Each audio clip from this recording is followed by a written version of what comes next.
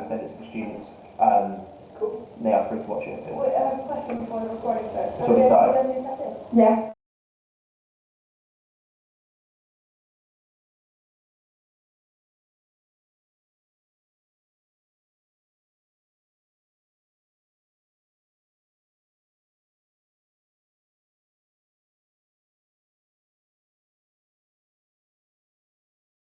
Thanks very much. Cool. Hello everyone, thank you for joining us. Yeah, this is the Hustings for the exec for next year.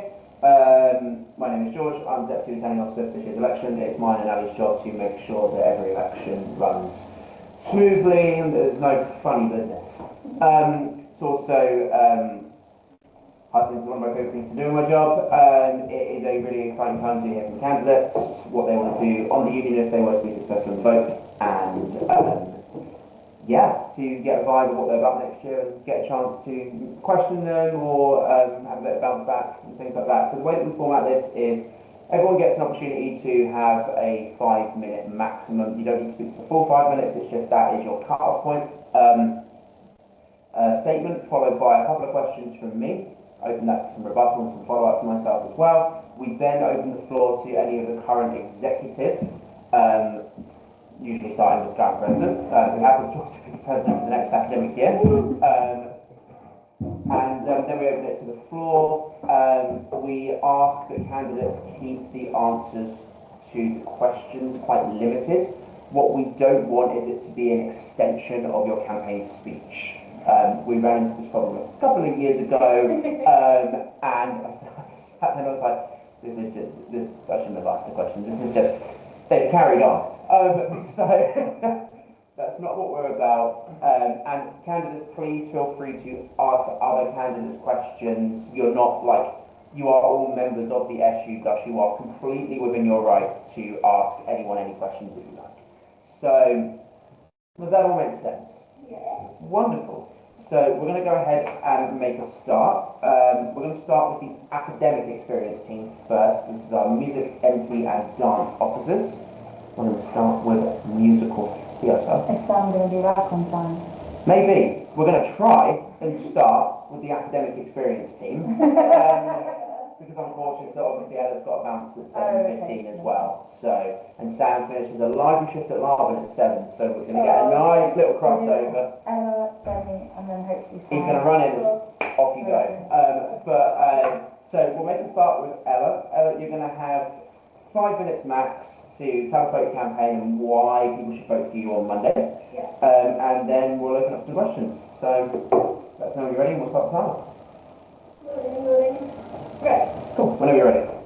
Hi, people who don't know me, I'm Ella. You've probably seen my face on the TV. So I've been on the SU for 2 years, first as sub-team and now as MD officer, and I want to rerun.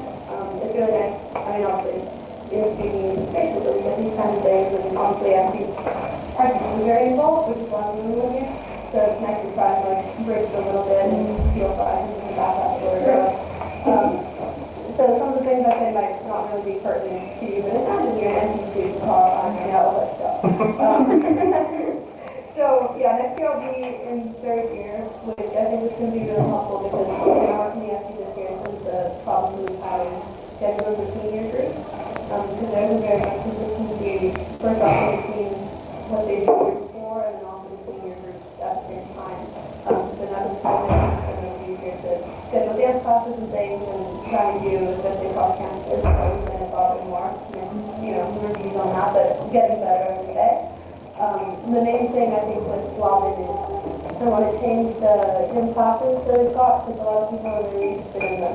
But if somebody starts at 5:15 and we finish at 5:30, it's possible for us to even make it a little bit late to make it. So I think it'd be good for the cross-campus integration and things.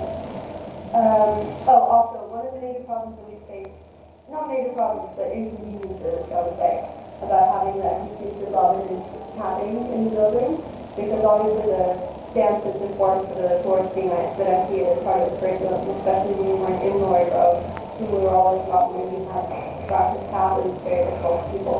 So I think we need to invest in some path boards because they're affordable, we can just put them on the ground and it's a really easy fix that frankly could have been thought of before. But I would like to push for that because I don't know why we don't have that. It would help everybody all at the same time.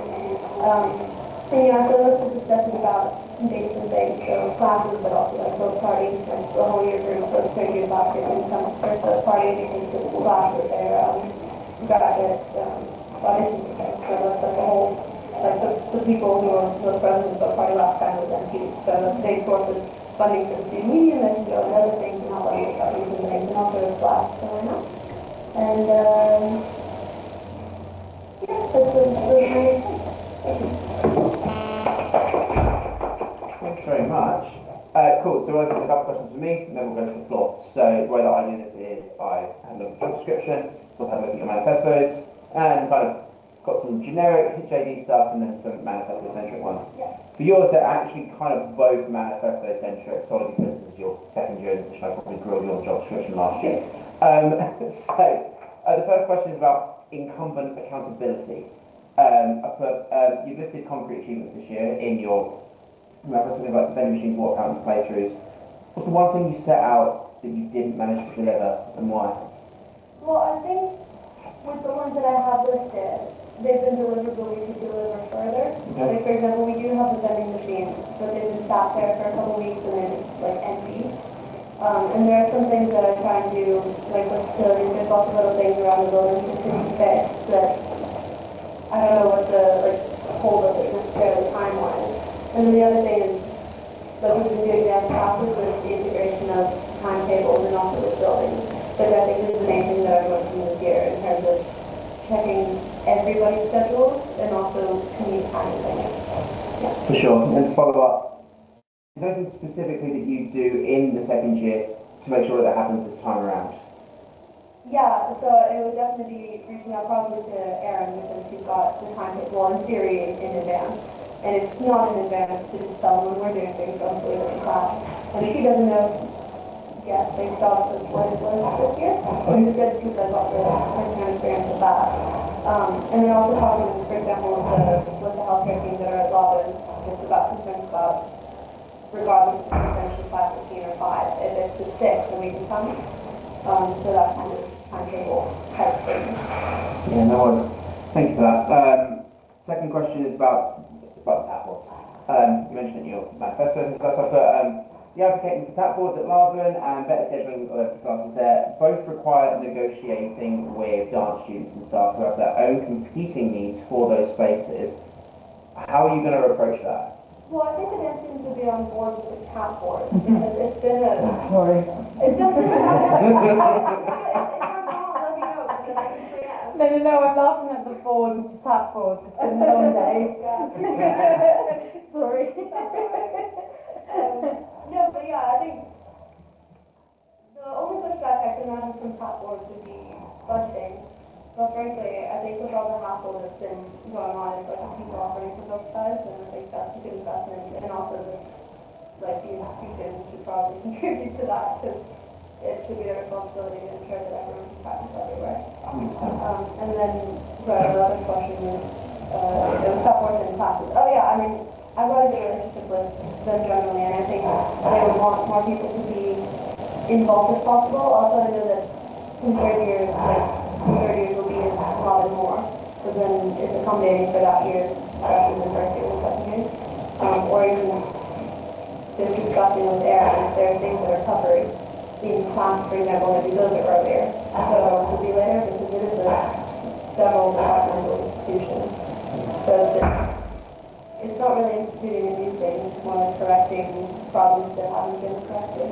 Yeah, no worries. Thank you. To follow up, if you can't get this, what is an acceptable compromise to you? What, for the tap board? Let's use the tap boards. If we use the tap, I mean... How are you going to, like, I don't know, say the institution, some of the big finance people here turn around and say, we don't have the money to do this. This is unachievable. What is the compromise for you? Tap board fundraiser. There you go. Great. Cool. The last question for me is actually going to be a question for all of you. But because you've got bounced early, I'm going to ask it to you now. The honorarium of this role is discretionary. You're only going to receive the full amount if you fulfill the requirements of the position. at the end of the year, what would you point to as evidence you've earned it, and how would you know if you've fallen short? I think it wouldn't necessarily be achieving some things like top one because I get a lot of pushback, which hopefully I don't, but evidence of having pushback on pushback rather than just kind of taking a no and leaving it. Because I think with big institutions like this, a lot of it is just continue talking. So for example, I've been in the student union for 2 years and we've only got the vending machine this year. And also before I was in the student union, I was student rep and was also pushing. So that's 3 years of me pushing until we actually got the vending machine. So whatever kind of paper trail that can let the next person do it. Because I think it's great that it's integrating the campuses, but it is slow progress, as you know. So even if it's 3 years of poking for a vending machine, then I think we need to get tap boards. But I think also just... But tap boards is the compromise. Yeah, I know. That's why your question made me laugh. What's the compromise to that, you know? Like, Well, it's good that you're on board with that, because I don't need support. But, yeah, that's about, and then the other thing is just, I mean, I think it's important to be able to discuss, especially with people who are so tiny, and I'll need to be able to make an effort because their views are lobbying a lot more. For example, I've talked to people who want to be part of something who will be at lower growth, so then that way we'll be able for the first time in my 3 years to have a couple people who are in MQ rather than just the one. So hopefully even having, hopefully, if the sub-team goes nicely, having people that are multiple in the one department rather than just everything all the same person to people. And yeah, just discussions like I'm having now with staff. So the staff knows they can come to me and the students know they can come to me and there can be a back and forth with the reps and things, and I think that shows progress. Excellent. Thank you very much. Thank you, Ella. No, I very much resonate with that thing. If you are all successful during handover, you will, if you had a pound every time I say change takes time at Trinity Love, and you wouldn't need to be receiving an honorarium. But wonderful, that's great, thank you so much. We are now going to, why have I lost all of my paperwork? You were just overwhelmed by the top boards. Yeah, it's the tap boards, it really is. Sounds reasonable to me, but you know. Can we get that in writing? No, you cannot. As if I had a say. Fabulous. Jenny, you are up. Music officer. Cool. You're going to have 5 minutes to tell everyone why they should vote for you on Monday. Cool. So I'm Jenny. This is my 3rd year at Trinity, but I'm in year 2 in the foundation. And throughout all my years, I have been a student rep for my year. I find it really satisfying when something gets sorted, and I want to just sort of follow and chase that feeling by being a music officer as well. One of the main things that I think is a problem within the music departments at Trinity is the quality. Whether that's some departments getting more access to more rooms, whether that's some departments having to pay to have help accompaniments in exams and stuff. I don't think that's fair, and I think quality would be a big thing to help out with that. We're all getting a lot to do here, and I'm talking to someone who isn't an international student. And I think in the summertime we could utilise that more. Something that I've been thinking about is harmony count point. That's not easy, it's a bit of a rough one, and I think in first year in the summertime, if there could even be an optional online thing as an introduction, because it's 7 weeks, well technically 6 weeks to get in harmony count point, and if you miss one of them, you're basically done, like you miss out altogether.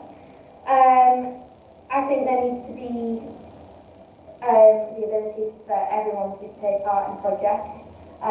There's some instruments, I'm going to use saxophone as an example, where there's basically no projects going, if there is, it's only for one, and that's from what I've heard, and I don't think that's fair when you look at another department and there can be a whole section. And I know firsthand from being a student rep how great it is to have a music officer in those meetings. you just feel like a little bit more supported. You feel like you've got a higher voice helping you out talking to you. And yeah, I want to be that person for people. Fabulous. Thank you so much. So, I'm going to open with saying that I'm a massive idiot and I completely forgot to open it to the floor for Ella. Yeah, sorry. So, I hence why I just texted you saying, Oh, very aware I forgot to open the I floor didn't to get Ella. the text. That's alright, I can. So, that was a wonderful speech. Yes, And we're going to put I a pin in didn't it. get okay. And I am so very sorry. I was, Okay, I figured we were just doing questions all day. no, the you know, I was so enticed by the tap board dialogue that, Yeah. you know, so we're going to go ahead and open to the floor. We'll start with Amadea. I've got a question from the incoming VP on screen here, and then, yeah, we can open to the floor. So, Poppy actually had no questions for you, Ella. She does have questions for everyone else, sorry. But I've got like two kind of questions. Yeah. I'm going to start with the first one, as it happens. So my first question is, obviously you are on the undergraduate course, and a lot of what you kind of spoke about now is kind of feedback you've gathered from undergraduate students, and that just comes with the nature of it. And I just want to know if you've got how you've got plans to engage with the foundation and the Master's Musical Theatre course, also taking into consideration the kind of struggles around this from this year as well. Yeah, well, I'll take inspiration from you on there, because organizing the in-person meetings did a lot more than my emails that I got to. You know, I tried that little thing with the QR code at lunch, and I actually don't like technology. So I think what needs to happen is having the designated time to kind of just learn for that, and and having the signboards up like we were talking about. So there's a lot of space in Lori Grove that is meant for signs that we don't have access to because nobody knows what a key is. So finding that key so we can put the thing so that people know where it is.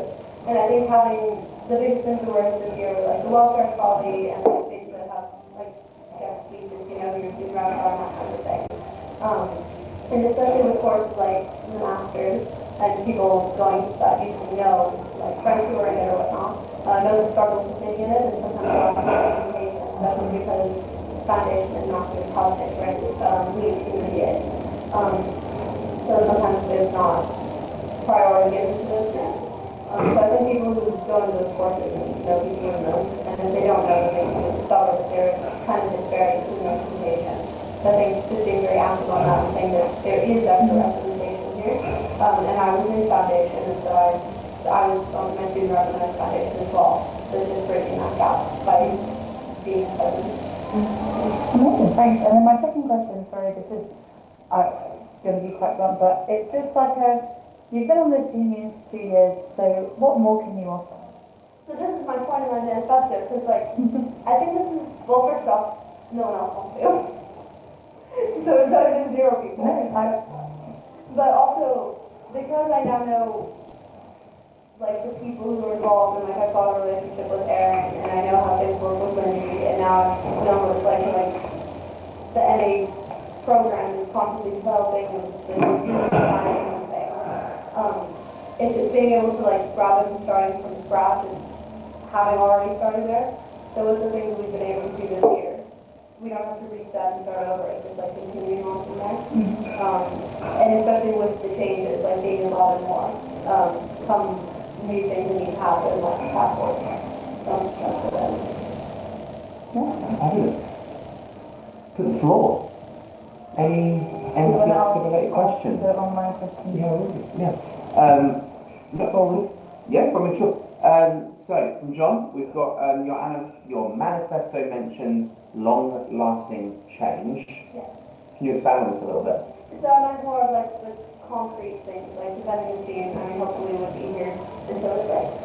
Or like tap boards until they're hacked into pieces, that kind of thing. Like, there are some things that it kind of resets every year, like program forms, looking at different things, allocations of timetables, and kind of stuff the student reps do as well. But I think the nice thing about student union is that we have effect on more concrete things, because we have that in facilities, we have that link with like institutional change rather than just little things per year group.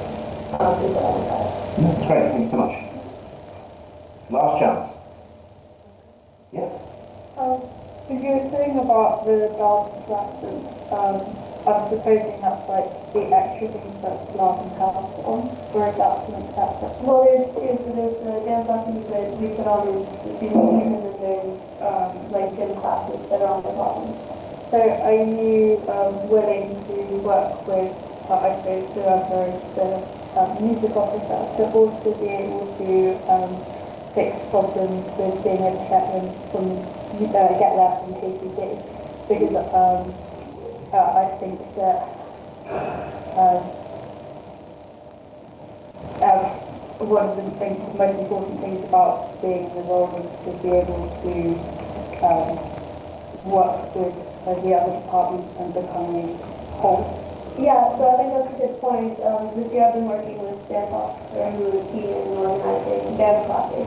But you bring a good point now that I want to try and make the lobby classes that are run by institutions more accessible. There are, like, when I go over for a while, there's few and far between musicians who come to KCC. So I think it actually strengthens the point of it being accessible to people from all buildings rather than just people who are studying at Robin. And like, for example, even when I was at Robin, there would still be a time where we would be in class. So we would literally just physically be in the building and not be able to go to the classes. So I think the same holds true for music, and obviously it's very different timetables depending on the instrument and the program. So just, even if changing by an hour, having this week at 6 and this week at 7 type of thing. And then that way it's accessible to people even by weekends. Sorry. We've got this. Fabulous. Any other questions for Ella? You get a second round of applause because I messed up. Fabulous. Back to you, Jenny. We'll do some questions from me. So, first one is going to be about the I'll be right back. no, first one's going to be about the job description. And it's going to be I've titled it Remote Cohort Awareness. I put next year Trinity Laban is launching a fully remote Masters in Songwriting course. Those students will never set foot on campus. How would you ensure they feel represented by you as music officer? I think with that, let's see how our first half term goes. I'll get in touch with the relevant people on that course and I'll see where it's going. If they're happy, and I mean, if everyone's happy, fine. If one person isn't, I am going to make sure what they would want sort of change or what they're not happy with, that's at least communicated. Because this seems, I didn't know about this. This seems like maybe a bit of a trial for them. Yeah, I mean, it is a super brand new thing. Yeah. The institution put it on their social media, I want to say 2 days ago. Interesting. I didn't realise it was like A.R. Rahman, yeah, the honorary president of TL, did a whole speech about how, you know, the institution's first fully remote course, and students should be able to chime in wherever they are in the world to be able to do a master's program. So. Oh wow! Oh wow! So it's like a full. Wow, interesting. 100% remote. They will not need to spend any time in the UK. So this could equate to international students studying anywhere in the world. Yeah, I think with that, if I were to get music officer, I would wait a half term, let things settle, and then ask opinions and feedback to the relevant people. Yeah. What's going on with that? Fantastic. Do you have any idea about sort of like what practical mechanisms you use to gather that feedback? Do you have anything in your mind right now on how to gauge with these students that might be 5,000 miles away with an 8-hour time difference or something like that? How are you going to reach them? You can also just say email. I'm not trying to like catch you No, out. that's what I was going to say. Like, I mean, it's not like I could arrange a good person meeting with them. It would be emails, Teams meetings. It would be difficult if we're talking about time differences. I'm not sure. Obviously, I don't know where these people will be coming from. Yeah. I think that's one to think about once that course is in action. Yeah. And see where people will be calling in from. But yeah, my main thing would be I would check in with whoever with this. Would they have student reps as well? The MA songwriting. Yeah. Cool. I'll especially check in with them. Yeah. Question was, obviously we're launching a fully remote course next year, and how how can the music officer best represent people that they might never meet in person, and things like that. So, Just for context, there are also other online courses that are in music. Yeah. And it's not, there are other online courses starting in dance in 2027 as well. So just for context. how are we doing that? There's also partnerships with the other clubs in China. Yes. I can give an update on that. That's I've got some questions. Oh, I've got one to go. Oh, it's still you, sorry. Yeah. Sorry.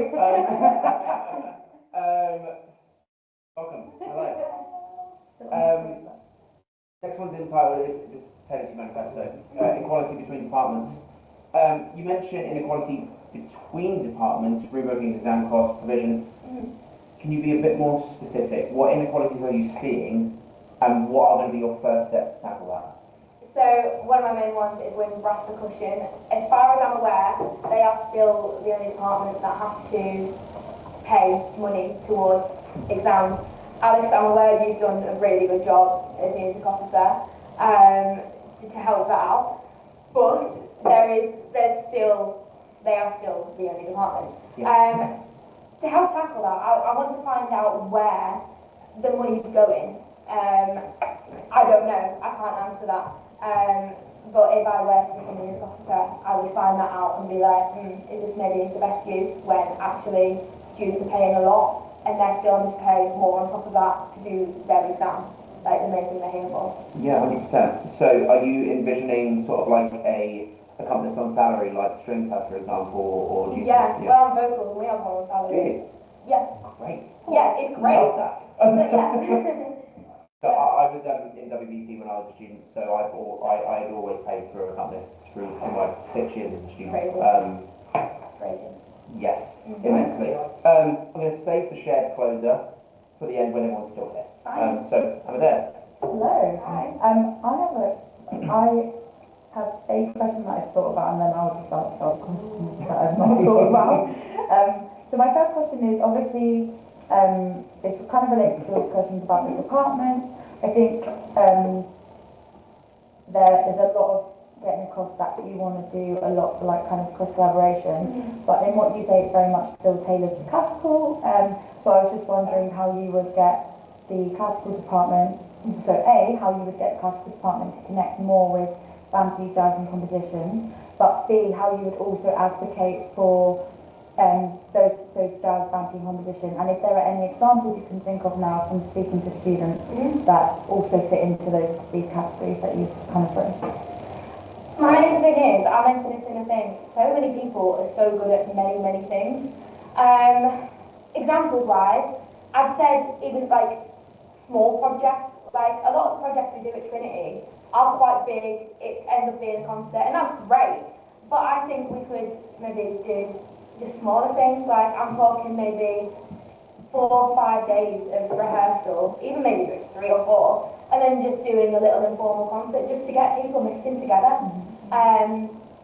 Sorry, what else was it you asked? No, it was also just how you're also going to advocate for those other departments that you might not have that initial reach. Yeah. And then so that's the A part of that, but also B in terms of anything from those departments that you know now that is kind of that you're aware of that fits into this idea of kind of equality through departments. So what examples from non-classical music departments, if that makes sense?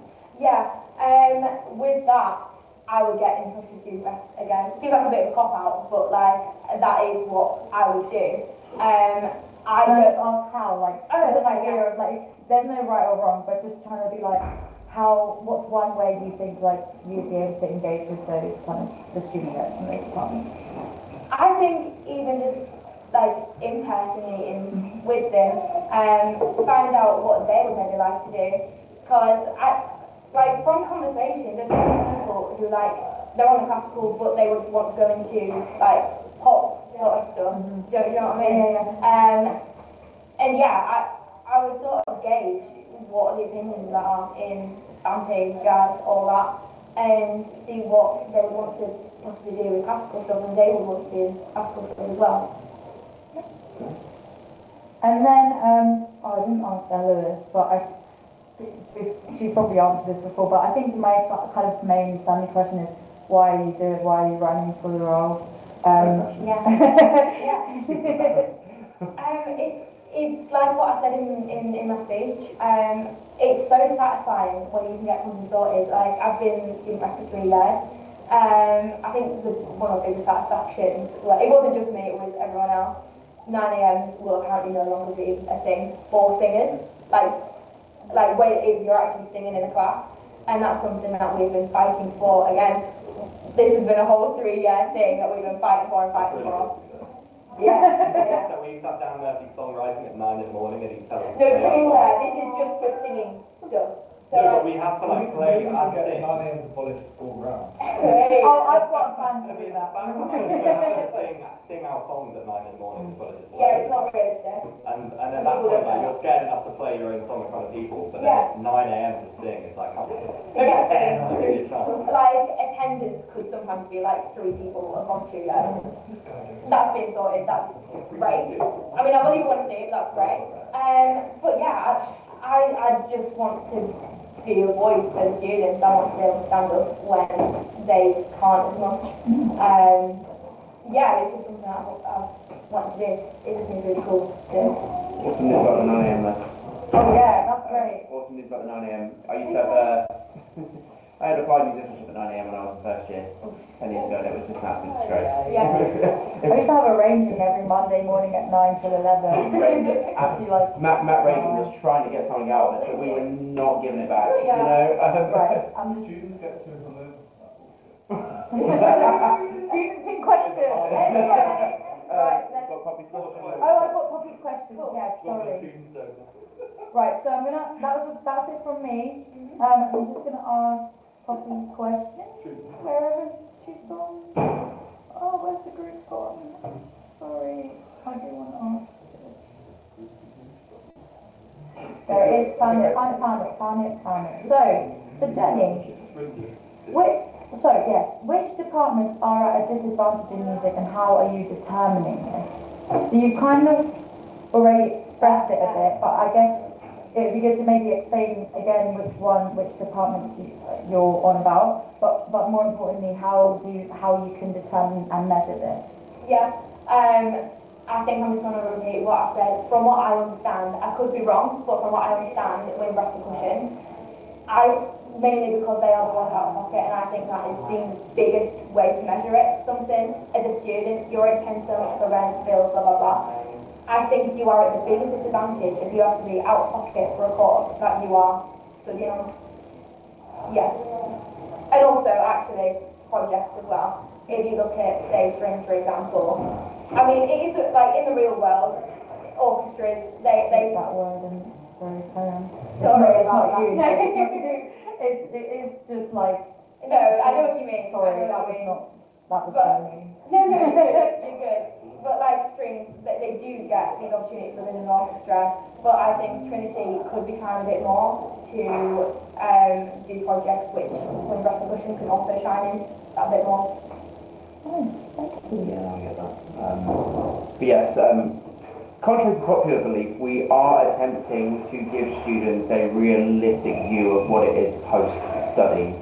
Take that as you will. We do, but it's not necessarily always actually. Do we have any questions from the floor? Let's start. We've got to ask questions, so think about it. We're going to start with Alex, just as Alex is on the executive at the minute, and then we'll go back to the rest of the floor. As incumbent teachers, one of the things I noticed was how incredibly diverse the music course at Trinity is. It's the one great thing they do. They're taking what could be one single 2-line course, they do every different thing. They make it into 100 different techniques. But the one that gets the most shine is the beamers and dances. That's jazz, composition, classical, and big. They're kind of 4 big ones that I think about, especially, and the ones I hear about. Yeah. But you've also got the certification of higher education, you've got all these other things, the songwriting, the 1-year exchange course coming from the MND in India. And that's going to have a lot of people with a lot of questions and a lot of answers, Yeah. and a lot of head departments to speak to, and a lot of people above them, and all this, and Yeah.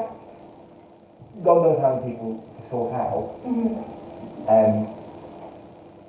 And yet, the one thing which I struggle so much with is students actually engaging with the course. just engaging with this. With Oh, you. yeah. So, Do you mean like how are you going to engage with like those kind of smaller courses and Like, yeah, everybody. well, what I'm basically trying to say is students, there's so many people to speak to, Yeah. staff-wise, and so many problems you could sort out, so many people have so many problems, and yet they might not always come to you or come to people they need to. How are you going to make sure that the people on the periphery, especially international students, in the more kind of niche courses, how are you going to make sure that they are also heard, including students who might not speak English, especially if they're more international nowadays, it's so much important. It's indeed, how are you going to try and engage? Again, like my main port of call for that would have to be student reps. I can't know every single person's thing. I can try to, but I'm no miracle worker, do you know what I mean? I've said this to you already. I want to be taking a lot of advice from you and find out how you would deal with these things as well. Because there's something like that, like, I don't know. I'm willing to find out and I'm willing to try out, test, whatnot. But as someone who's been a youth officer, I'd really value your advice with that. Following on from that question, I guess, is a lot of those youth courses don't have student representatives. And let alone speaking about BMOS, where some student representatives from some courses they didn't engage. I mean, I spent as a child contact, but we've had almost revitalisation of the system kind of this year coming into the next academic year. You will be sending an awful lot of emails and not getting an awful lot of responses. I never figured out a solution to this. Do you think maybe you will, is there a way that maybe you could kind of start something like more? Yeah. I fear I would have to make a nuisance of myself. With the more niche courses that you're saying wouldn't have student reps, I would just email one person, I pick a mix. If they don't get back to me, the next person. I'm not a miracle worker, I can't make people reply to me.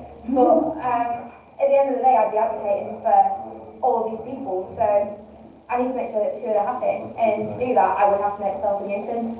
I can't think of any other way that I could. I mean, maybe head of departments, find out from them. But obviously that's their point of view, so it's not really that realistic, is it? Yeah.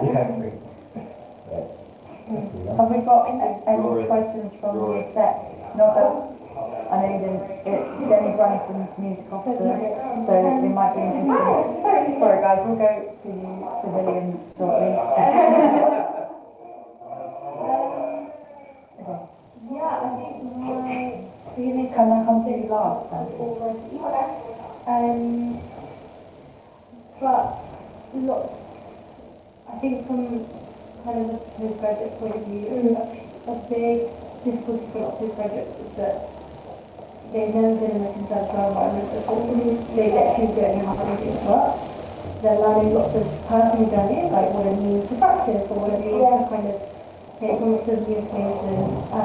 They're also not super interested in like, or not always, this year's been a bit different I think, but a lot of the time postgraduates are not super interested in attending say every manic freshers.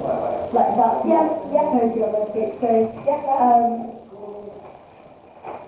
what do you think you'd like to do to support the incoming postgrads who are often actually on really specialised kind of tiny courses? Like my year I really had 4. So that's nothing. Some of the courses are international, and they're all remote. So how would you like to support people coming in and getting through some everything when they're not maybe going to come to the most obvious places like questions stuff? I would want need to be seen as a check-in person. I would want to make myself like seem approachable to be that check-in person. To do that, I would be happy to send it like an all email out to postgraduates, let them know who I am. It's not easy starting a new place, even as an undergraduate, anyone, like it's not easy. And yeah, I would want to make sure that they're happy. I think I would really heavily encourage people to go to the crashes, especially the postgraduate mixes and stuff. Even just like little picnics in the park, going out, like, I don't know. With that, I think getting advice from you would be a good one. You're saying you're a postgrad. Yeah, I'd be really happy to hear what you would like to see and how you think that would be helpful. Thank you. Nice. We'll do Eve, Rory, and then John has 3. And then, yeah, we'll try and keep this quick because, not quick, let's not like rush into it. Yeah. But just because I know, we have to have. No. Eve. It doesn't matter if you don't have a answer for this now, it's just something to think of. Cool. How are you going to look after yourself and your mental health when you have to deal with the entirety of the music department? That's real. And particularly when you're dealing with heads of department and program leaders who realistically don't actually want to hear what you're saying. This might sound weird to say, but that's right now. That's not something I'm really that worried about. I think I know how to look after myself in those contexts, and I have in the past. I've had therapy and stuff like that, and I'm just saying, like, I know coping mechanisms with these things. I would never push myself to the point where I'm thinking this is actually very detrimental to me. And I was thinking that if Daisy were to get welfare officer, I know that she would be an incredible support. Also to my friends, like, just in general, like, I think I feel as if I have a really secure support network in general, if that makes sense. And right now, that's not something that I've thought about. Maybe it should be, but it's not something that I'm really that worried about right now. Nice. That's a really nice question. Yeah. Right, John. No, Rory. sorry. Rory has to ask a question. I'm here on behalf of the composers of the... No, you're not, right. Okay. Vote wrong. I've already voted. Basically, this is the problem. Okay. We can't put funky rooms, we can't put jazz rooms. And like, we're doing projects that need those rooms. Yeah.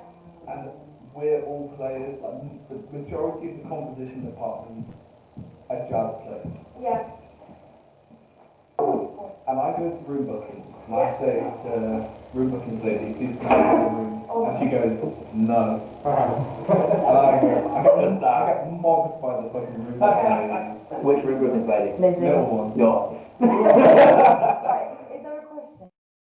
Yeah, for where you Okay, right. I've got 2 questions in this. Right, go on. So number 1, I'm aware that of course Supreme Leader Prez is trying to get this sort of vibes sorted out. Yeah. But equally, like, as a music officer, you know, it would be really cool to have that kind of support. Trying to like get that sorted for us.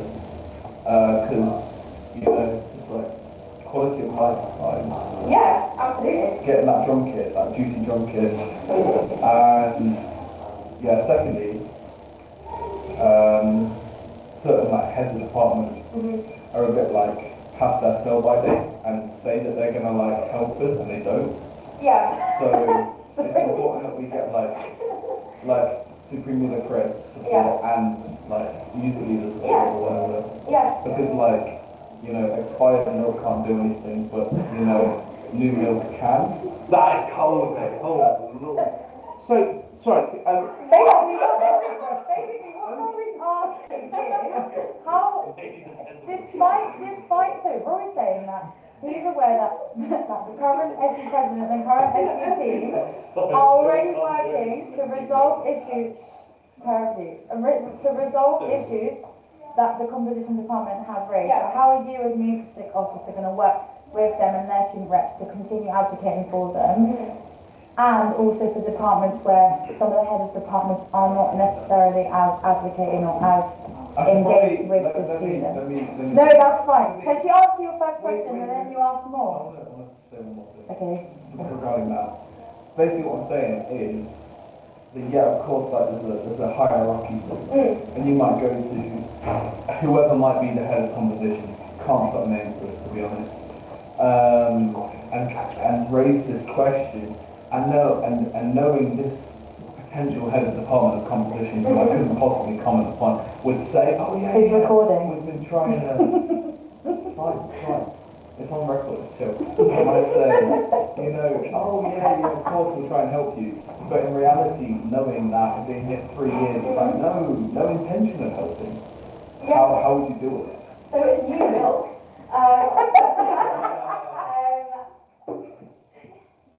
It's not just you guys who have this problem. Real. It's not just you, bitch.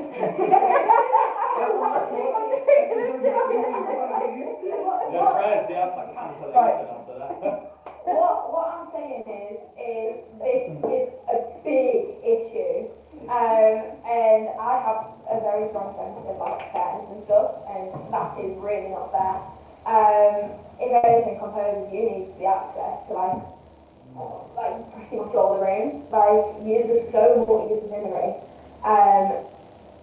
For that, I think I would just have to be a massive nuisance again. That's the best way to be. Yeah, and I'm really down for doing that, especially with an issue this big where you are paying for this big building and you Then what can't access. happens? Sorry, please don't think Of course, I've asked the question. But then what would you respond to? Then this is my friend Will. He's on Bumpy. What if he goes? It's not that Bumpy room. What if he goes? I don't want you to use the Bumpy room. It's hard enough as it is to book a Bumpy room. There's 4 main operating ones. The other 2. Right. Just go on Can strong. I quickly finish? Yes. G15, G17, 305, 306. Mm-hmm. Now, when it comes to booking, there's a lot of people who can book those rooms, not necessarily on your course, but then we can't book other rooms. And I'll go to the receptionist and she'll be like, "Are you on Bumpy?" And I'll be like, "Yeah." "Well, you can't book this room then." So there's no way of getting the room, but then other people can book G15 and G17. I'll have a whole band rehearsal. I've scheduled it, I've gone, asked if there's anything at the desk, and it's like, "Oh no, it's not free." You go in and you hear one classical pianist playing. It's like, well, there's plenty of piano rooms they could be using. Yeah, no qualms at all. No, I know. But it's just I mean, your point's fair as well. You should be able to have as many rooms as possible to use. But I think with Bampy, it's so limited, especially with the pods and stuff. I just think there's not enough rooms in total just for everyone. That's the issue. But I mean, there's definitely a way around it somehow. I think I can't maybe different times of the week. I can't imagine what new rooms before. Yeah, of course. But this just seems like a massive issue with rooms. Yeah. There's what you're saying about piano. Yeah. Booking a big room for them. Yeah, exactly. I know you're a pianist. But it's just not realistic. Considering there's so much what's the word? I can't think of the word, but people need rooms. And it's not equal at the moment. There's so many demands. And that's something I really want to get to the bottom of and see how it's all actually done behind the scenes. And be like, oh, actually, as a student, this ain't fair. Yeah. Awesome. Two very quick things for me. One, I'm going to address the elephant in the room topic. Trinity Lubbock is very well aware of the complexity with Ruger PS at the minute, and we are currently exploring how we approach things and things like that. That's all we can say at this point. But we are aware that currently, for example, if you are a jazz pianist, let's use that as an example, currently you are categorized as jazz course. Thus, you can book jazz rooms, but you might just want to do some personal practice, and you just need a piano room. But currently on the self-service portal, when you log on to SoundCloud on your phone, you can't book that because your profile is jazz. And that's how it is. Selcat's very binary in that capacity. It's either true or false. That's how it is. Right. Basically, TL is aware of this. Alex Schramm, artistic director Alex Schramm, has basically specified, he has said that, you know, Trinity Library creates individuals here, and currently the member doesn't allow us to be individuals. Mind at ease, we are aware. My follow-up, I had a follow-up, but I forgot it, so I'm going to say something. Just to put this in a pin, thank you, Denny, for all your responses to this kind of conversation. I think you dealt with that question and scenario very well, and I think it's, again, one of those where it's difficult to know because of how it happens. However, I do have a meeting with Hans Koller on the Tuesday the 16th of May, where half of that will be about practice rooms. 16th of May? No, 16th of June. Yes, next year. So in terms of like, there are things happening, and as we've discussed, lots of this does happen quite slowly, which is crazy. Yeah. You say you've got to meet with Hans Koller? Yeah. Who is that? Is the head of music? He's associate director of music. But has a... Yes, but let's not delve into that right now. We're here for the Hustings. Okay. So 16th of June. There are positive kind of things moving forward, but again, it will be interesting during the handover. But I also appreciate your response to Alex, especially in terms of acknowledging that there are certain things that you might not have answers to right now, but you're really keen to kind of explore more. So thank you. Yeah. John had 3 questions. Cool. So can we do those? I was going to say, I haven't asked your questions yet, so... Yeah. Incoming VP. So if we could do them in like 4 minutes? And then we would like to move on. Quick fire, let's go. Alright, fine. Your manifesto mentions how it should be maintained to their standard. Obviously, the financial ongoing should be quite very nuanced. How do you plan on doing that this forward? Who do you plan on engaging to ensure that quality? Well, one of my main examples is a piano room. The piano is out of tune for the exams at the moment. That's just not acceptable. For that would have to be going towards like the head, well, Hans Koller, what we're saying. Like that is an issue that I would expect to be sorted so quickly, and that the money should be put towards that, because that is people's exams. That's what we're here for. Practice rooms as well, there's pianos that are just out of tune, from what I understand. I'll be honest, I don't know the state of some of the other instruments, say on like stamping or jazz or anything like that, like percussion. That's something I'd have to look into, but from what I've heard, it's just not acceptable. Yeah. I mean, so my follow-up, obviously, questions as well, so it's a bit like makes sense. That one. Obviously, just know much about it. Yeah. But there is so many bits of hardware and percussion, and a lot of bits are missing, so like belts and cymbals stands, they're not there, and it's all being actively used by the percussionists. Yeah. They're having to leg, body, steel, scrounge, everything. That being said, there's so many big like instruments and score coming up. Yeah. That's quite a big job. You really can take that on. Yeah, absolutely. Otherwise, I wouldn't be going for this job. Well, yeah. Yeah. No, really, yeah. Yeah. It's just more very like nuanced and and then my third question is it also says you attend all the student rep meetings. So I know firsthand how much better the meetings can run, implying they're actively bad at the moment. How so? No, I don't think they're actively bad. I just think it's so much better when you have another sort of sense of authority in the room that's speaking for you. Like I've been student rep for 3 years, and there's been meetings that I've not had the music officer there, and it's just nice to have the backing. Yeah. Like Alex has been in my meetings, and just to have that backing of someone that's a bit higher up, it just makes me feel a bit more secure and validated in what you're saying. Yeah. I don't think they're run badly, but it just helps, I think. That's it. Have we got any more questions for Jenny? Anything from the floor? I'd like to address the Bampi rooms as well, especially the pods, Yes. like what John was just saying about broken equipment. There's a lot of that in the pods, because I think a lot of jazz people can actually book the pods. Some people have habits of detuning drums and people stealing kick pedals. If you have a look in 305 and 306, Yeah. those rooms, it's literally the goo. Like there's like shit all over the floor.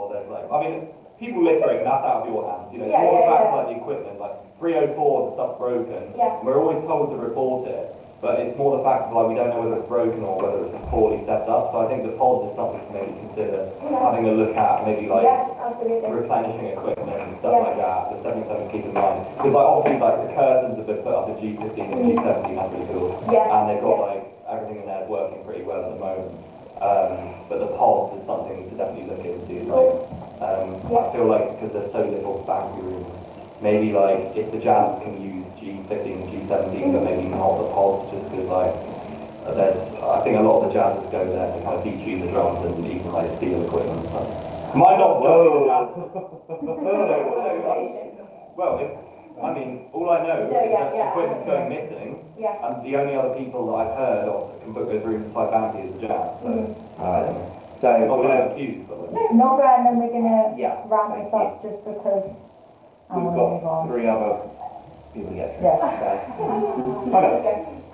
So, Obviously, there's always going to be a lot of frustration amongst Christians and staff, like, of how things are run and what things are failing. Yeah. All of those frustrations about it, like everything, just, you know, the church mistake, for example, is a real problem. Like, heads of departments not advocating for their students is a real issue, and it's an issue of concern for them. But a lot of stuff can't be resolved in a year, but those frustrations remain. And ideally, you'll be in a position where you'll be having lots of conversations with students and with staff trying to resolve things. So, my question is, what does that kind of diplomacy look like for you? And how do you handle that sort of, how do you handle those sorts of negotiations and emotional discussions actually? And sometimes often diplomatic discussions. Like in rep meetings, when you're really trying to win something, but then you've got a list of like 20 things you want to win. What does that prioritizing and diplomacy look like for you, and how do you think you can support students in that way? I think it's a matter of prioritising what students say that's most important to them in that moment, and then getting that across. I think it's sort of not worth doing all the little bitty ones, because they're not all going to get sorted in one meeting. I think if there can be sort of general complaints is what a department is most annoyed about, that is the thing that I will press on the most. And then the other things can be there as well, and I will speak about them. But if I want to get things sorted, it's so difficult, and we know this as student reps, like it's not easy. But from what I've found out, the more you press on things, and the more you annoy people, which I am very willing to do, the more likely something is to get sorted. Sounds great, thank you. We do have a lot of musicians in the room. Always the case. Musicians in the room, many a question. Good job surviving that. So we move on, and we're going to cover the last position in the academic experience team. We're going to move on to the dance officer. So we're going to hear from Sam. Sam, you are going to have 5 minutes to talk to people and anyone who decides to watch this back about why they should vote for you on Monday. Period. Okay. So hi, my name is Sam. Pronouns are he, they, and I'm running to be dance officer. I guess the biggest challenge I have right now is trying to convince a room full of music people why they should vote for me. But I think I'll be a good dance officer because I am very passionate about what I do.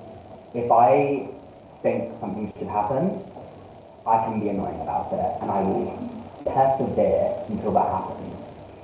And I'm very used to how this Trinity Loudoun as an institution works. I've been a student rep for 2 years. I've been on the sub-team this year. Like, I am used to getting institutional responses such as, I'll give an example, we can't do anything about that because it's a multi-purpose building. That's about flawed, but I'm used to responses like that. And I I'm approaching it from more of a problem-solving angle. I'm not just gonna complain and expect other people to fix things for people. I'm going to try and solve the problems facing the student population as a whole. Like, yes, my focus will be dance, and I'm not even going to pretend to understand how the music courses work. But if any of the music courses come to me with a problem, I will do everything in my power to fix that problem. Like, emailing people, I seem to know everyone, so I'll get LJ involved at customer services, she loves me. But I will do everything I can to make students' lives easier and making sure people are getting their money's worth out of this place, because you are spending a lot of money to be here and you deserve to get the most out of it. This is why I should make a great dance officer. Again, I know everyone. I get around, I talk to people. You know that's true.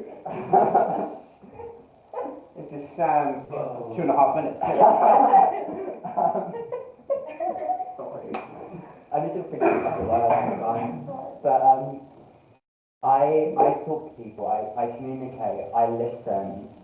I am aware of how dance population works.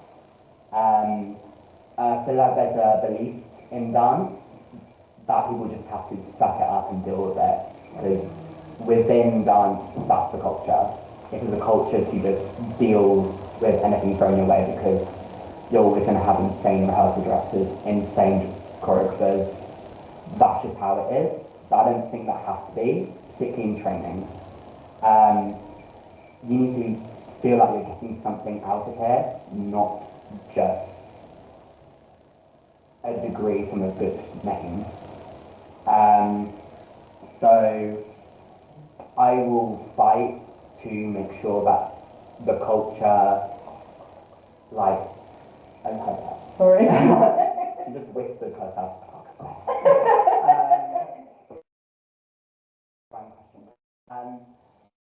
What was I saying?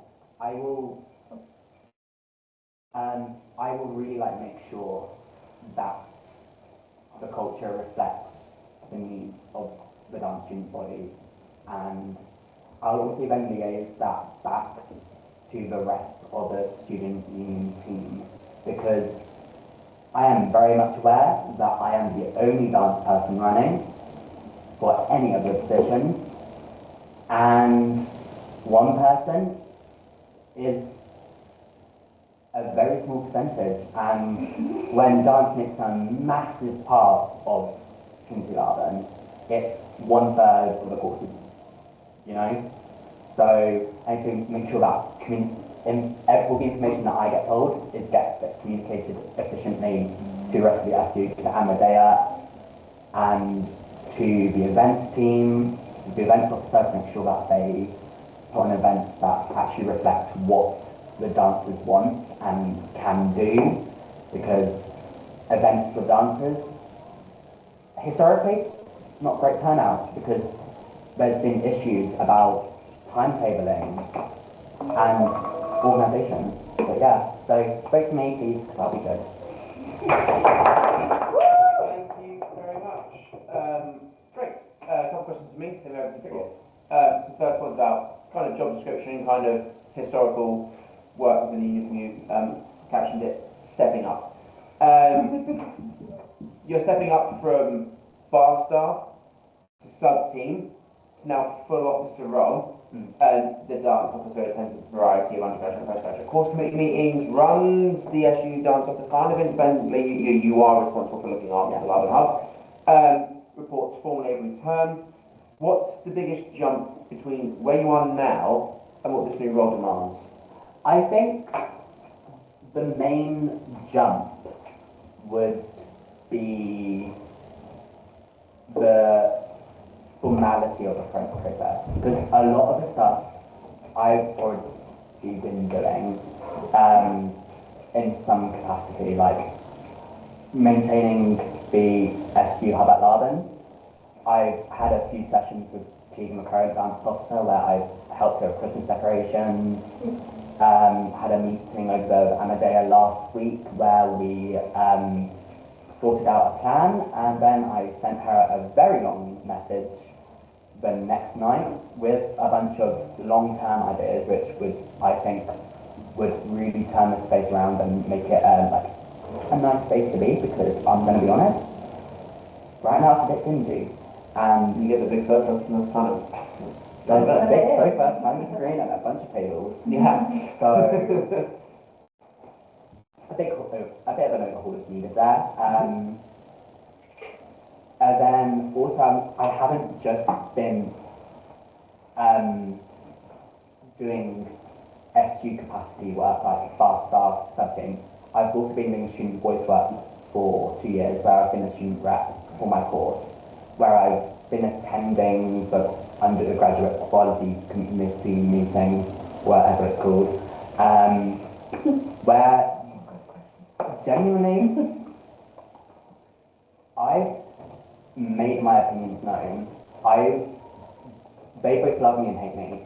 I remember the last quality committee meeting, me and my other student rep in my course, we wrote like this really long letter about how we thought the institution was doing based on our expectations and how they were dealing with our complaints and how we were disappointed and how they were dealing with that.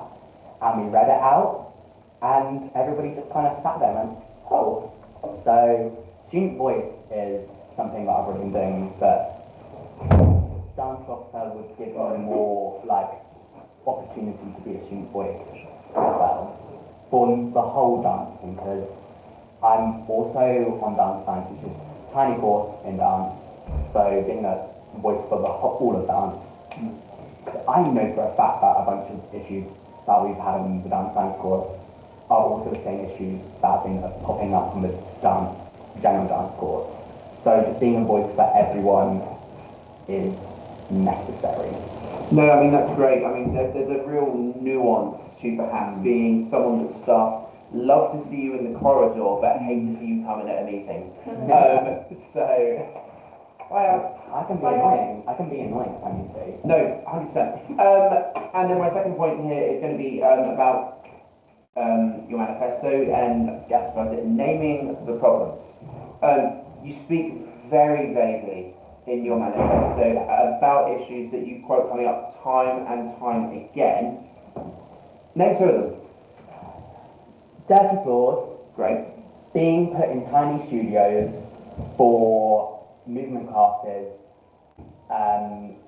where there's more people than space available, and which then means you stood outside for generally 50 minutes between those, which then means you cool down and put yourself at injury risk.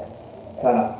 And we are currently picturing ourselves post-freshers, last couple of weeks of September, start of October. Yep. What are your first steps to approach this? I would get myself in a meeting with scheduling, and also, well, I'm dealing with the space issue first. Scheduling and the head of dance, because they know it's an issue, and finding a solution to the space issue, like assigning certain studios purposes. This will also help with the floor issue, but Studio 6, tiny studio. I've had dance classes in there, can't move for toffee, and so that would be much more beneficial in a singing capacity in MT, or a yoga or Pilates capacity, and leaving it there and making sure that scheduling never puts a movement class in that studio. Then also meeting with facilities and finding a solution. Also finding a way to get the cleaning staff involved, because I think it's an external company. Yeah, we do use an external company for cleaning. But finding a way to liaise with them about finding a way to clean the studios between classes, particularly because there's a lunch hour where everybody seems to go on lunch and a lot of studios are empty apart from self-practice. So maybe using that hour where student cleaning staff can go around with a mop or a brush and just make sure the floors are clean. But also, I think giving rooms purposes would also help with that, because if a room is purely for hip hop and outdoor shoes, because technically you're meant to have indoor shoes for the studio, nobody ever does that. Like even like it's just too much fat. But making sure people are only wearing indoor shoes in certain studios would help with that. And yeah. Cool. One rebuttal, if I may, it might come off a bit mean. Scheduling you've already booked next year. Everything's booked up for the next time, so what are you going to do? But and that Sorry, that was a mean question. Yeah. That was intentionally harsh. No, I don't mind. It's a valid point. Well, in that case, finding a way to see if they could jimmy things around, because there are constant room changes, there are constant things changing in my timetable, like nothing stays the same. But also making sure for future years that this is a solution that's implemented going forward, because I'm not just looking out for my year or the current students, it's also future students, making sure that their student experience is as good as possible. No, that's great, thank you. That is my answer. For anyone that's successful, you will hear me say a lot during the handover about what you think about the SU 5 years down the line, because 1 year is such a tight, short space. Yeah. But those are questions we can hand over to Hannah. I've got Poppy's question. If I will answer now, sorry. And then I'll ask my question. Let me find Poppy's question. So, I don't know a lot. Ooh. So Poppy's asked the following questions. Okay. How will you encourage students to use the SU Hub? As there are plans to demolish the hub, how will you revamp it with this in mind? What are the problems that have consistently been bothering dancers? We can name a few, so that's okay. And what are you going to do differently to find solutions to these problems? So I guess if the first one is about the SU Hub. So with the fact in mind that it's going to be demolished, how are you going to revamp it, but also knowing that it's not going to have much investment going into it? Well, I would consider the time frame. When is it going to be demolished? Because if it's being demolished next year, that's not give it a fresh lick of paint, some very laptop, job's good. But if it's more like a plan for like the next 5-10 years from now, then it's more worth investing in making sure it's a nice space, because it's not just art students that use it, it's musical theatre students. I believe maybe even music students use it if they're over at Larvin for any particular projects, like collab. I was in loads of music schools the other day. Yeah, exactly. But time frame is key, like.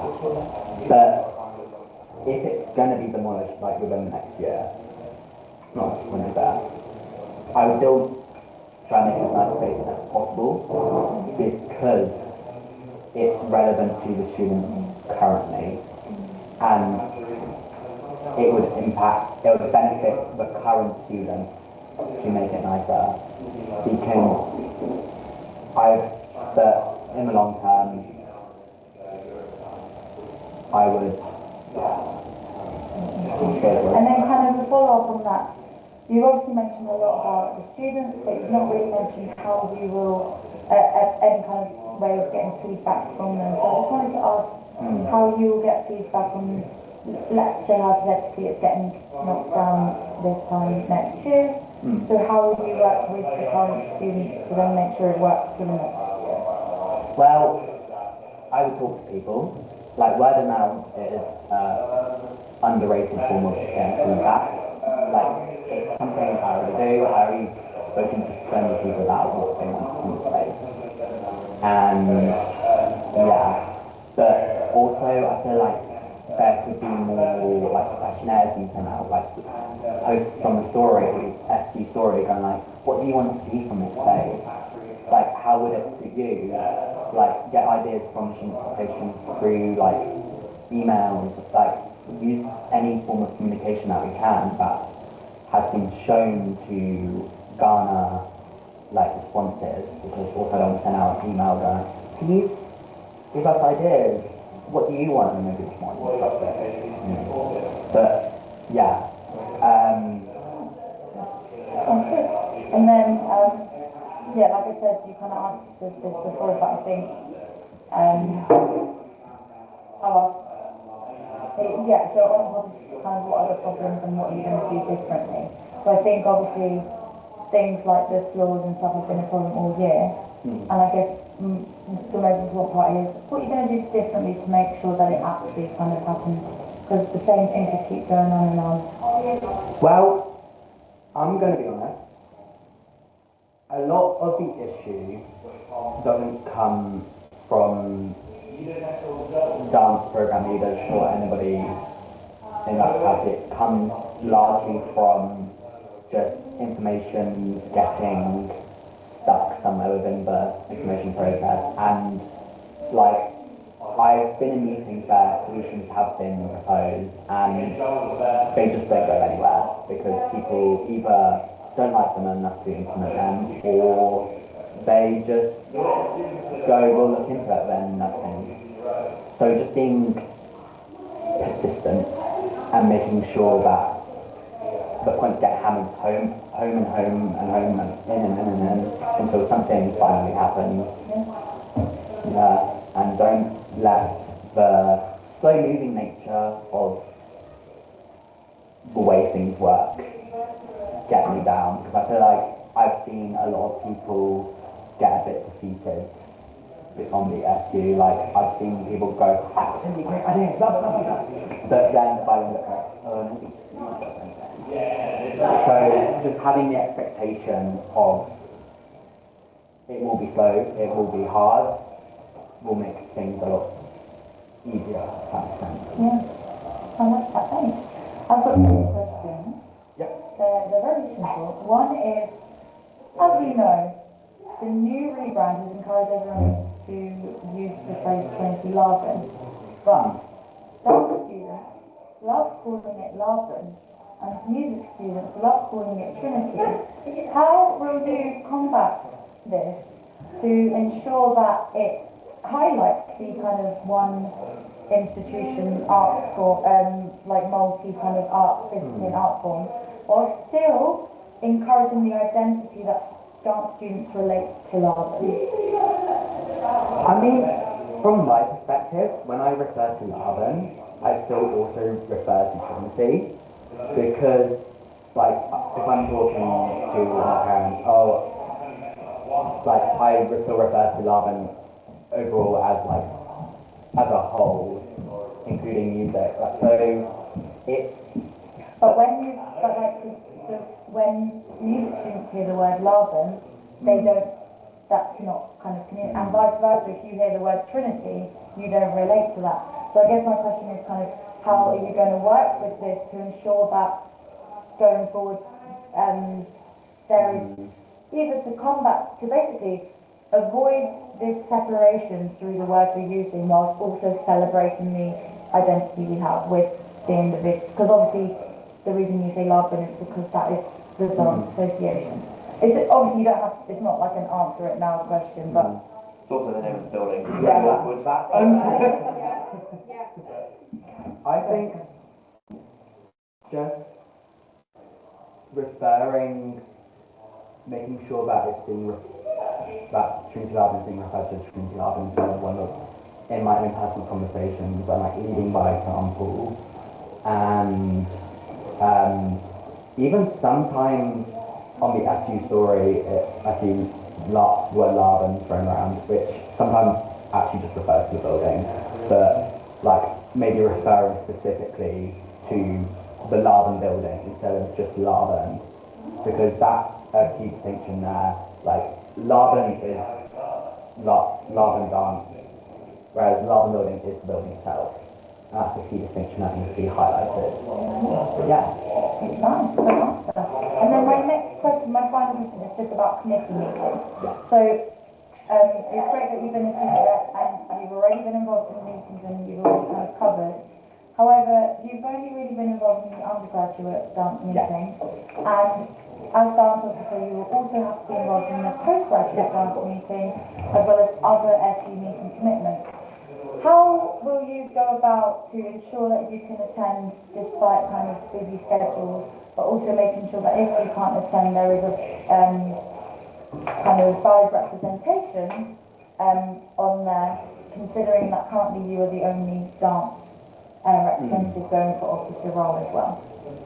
Well, I'm going to be honest, my timetable as a dance science student is a lot more free time than a dancer. So out of anyone in dance, I'm probably best in that sense. So I just have more free time to be able to be going to these meetings. Like, there's a reason why if you go to an undergraduate quality meeting, there'll be 3 reps there. One of them from dance, all 3 years, and then there'll be like 4 from dance science, just because we are able to go. But also, if there's not, I'm very aware that I'm the only dance student running for an officer, and I've already been in conversations with other dance students, trying to convince them to join the sub-team, and making sure the dance voice on the SU is as diverse and loud as possible. I've already got my eyes on a master's student who I know is very passionate about this because she's just like that, and I've already been, yeah, you knew, and I know for a fact she'll be here next year. She's doing an MFA, so, but also I will just do my best to be as available as possible. Like, sometimes even if it means missing a class or 2, because while I would never prioritise this over my studies, I'm going to be honest, but I will do my best to do the role I was elected for. Sam, that's it for me. Very good. Anything else on the floor? Anything from the floor? Yeah. Something that I put in my manifesto is Trinity called themselves Great Conservatoire. Trinity Lab called themselves Great Conservatoire. And that's something that I want to develop. Obviously this year, the Trinity Opera, it has dances in it as well. Yes. Do you think that's something that you would want to keep pushing for, is dancers to be doing stuff with musicians? Yes, absolutely, and also... absolutely. One of my favourite things about coming here is the collaboration between art forms. Like, collab is genuinely like an amazing thing that happens each year. Like, I don't have to take part, but I took part my first year. Couldn't this year because I was in Paris. But,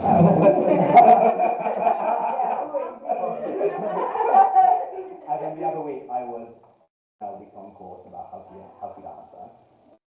But I think it's genuinely like an amazing thing that happens. Like, it's not just collab and then this one opera thing that happens. I also know for a fact that in first year jazz students work with first year dancers, and just really pushing for more collaborative opportunities, not even just formally structured by the timetable, but pushing for like mixes between composers and choreographers to like, because there was one that was hosted this year and it was really successful in my opinion. Like, I know for a fact that a bunch of dancers sat and composers for the choreography, and just making sure that the links are established between music and dance, because Amadeo was right, there is a bit of separation between art forms, like people referring to love and people referring to Trinity.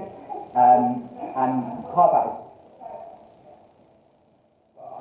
is so really like pushing like for links between art forms would also help create a greater sense of community across the whole school, because here very different vibes in Arden. And it's the Love and Building, and it's Love and Building, very different vibe to Laurie Grove. So just really like pushing people together. Yeah. Look. Yeah. Any other questions? John? How many people have you got lined up for so far? As You of don't right need now, to share that answer, by the way. But if you can't share it. Oh, hey guys! There is a second. All right, let's let's circle back into the sub-team discussion. There is a very good reason as why I asked. If you, so there's only 4 tutors. Yes. With the view of, as a dancer, yes, there is a very big lack of representation. At the same time, that really said the theatre as well. yes. Would you work with Ella to make sure that is kind of equalised? And if so, would you be also looking for the theatre as well? Well, I've got quite a few people, I'm eyeing up quite a few people, but I'm going to be honest, out of that, only a small percentage would actually apply. So just really, so I would also strongly encourage and help Ella in recruiting from musical theatre, because it's important that they it's like, and same thing with dance. Musical theatre just sit back and deal with things, and they just get on with their lives. And they need, there's the same culture in dance and musical theatre, and a lot of them don't realise that if they communicate and push for like themselves, they can like have a better experience. And so yeah, I would encourage musical theatre to also find stuff to Just a quick bit of historical insight. I'm very pro London Creative Conservatoire. Just an interesting note to say that that's not part of Trinity London brand identity anymore. It's not part of the college. It's not part of the college's output. That doesn't necessarily mean to say that we can't do, and that could be an SU value, for example. When you come in, we create our goals for the year, for example. But from the actual stance of the institution, that is not something that is actually focused anymore. Which is it's a very interesting take. And it's still kind of like very centralised within, it's just not like the token. They haven't decided that that's the slogan. Yeah. It's not. It's not. Yeah, the other ones are mean. Trust me, I could talk about this forever. Yes, but I've forgotten it now. Then we circle back if we need to. Any other questions? Dancers, have you got any questions for Sam? Oh, yeah. please be nice. I will be. Why did you come not all on stage?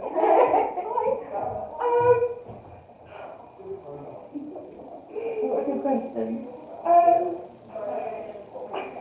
Sam would like to be the dance officer. Yeah, I know. How? I'm not going to be here, so I don't really care.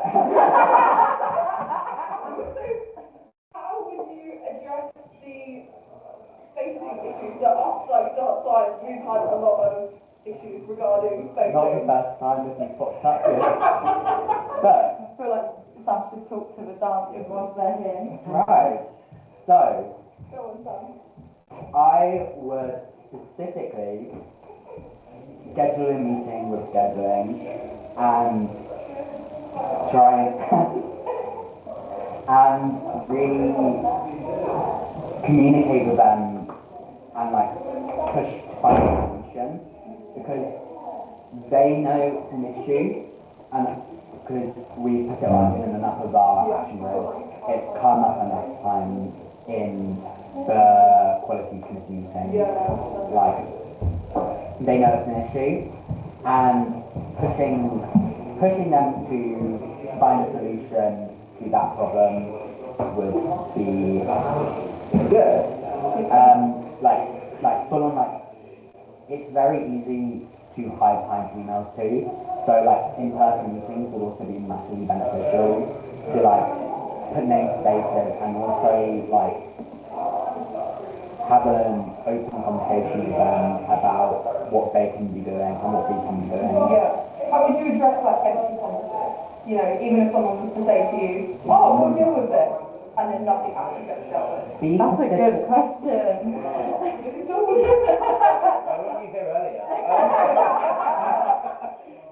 Be persistent and annoying. That's what be annoying. I can be pretty annoying if I can be. I will. They've got the best annoying person leading by example. I will get to a point where I might become some of their stick practice demons, you know?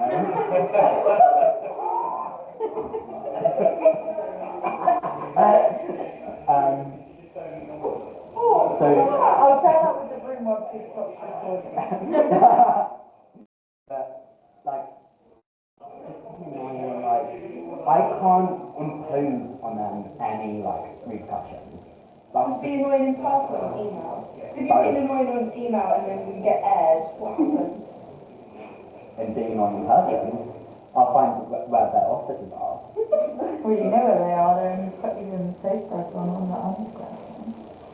Would you go to email before going back to person? Maybe. Depends on how they prefer to communicate. If some people prefer to communicate on email, some people prefer to communicate in person. I'll work with that. Get more direct response to that. Yeah, absolutely. If you had to be high out, would you? Passive aggressive. Sorry. I would never intentionally be high because while I'm yapping on about how annoying I can be, also I think that's not very productive. Like, if like people will just get defensive and like it will lead to no solutions. So just always being open, having open conversations with them, and trying not to place blame with anyone. That's and just working to find solutions. And yeah. Also, I don't know whether you saw in the policy conversation when you were there, the evidence sheet of dirt that I printed out. Yes, I saw. That handed it around. Yeah. Yeah. How would you address that? Because obviously, it's not a facility problem that they have placed it on facilities. Yes. It's more a kind of like.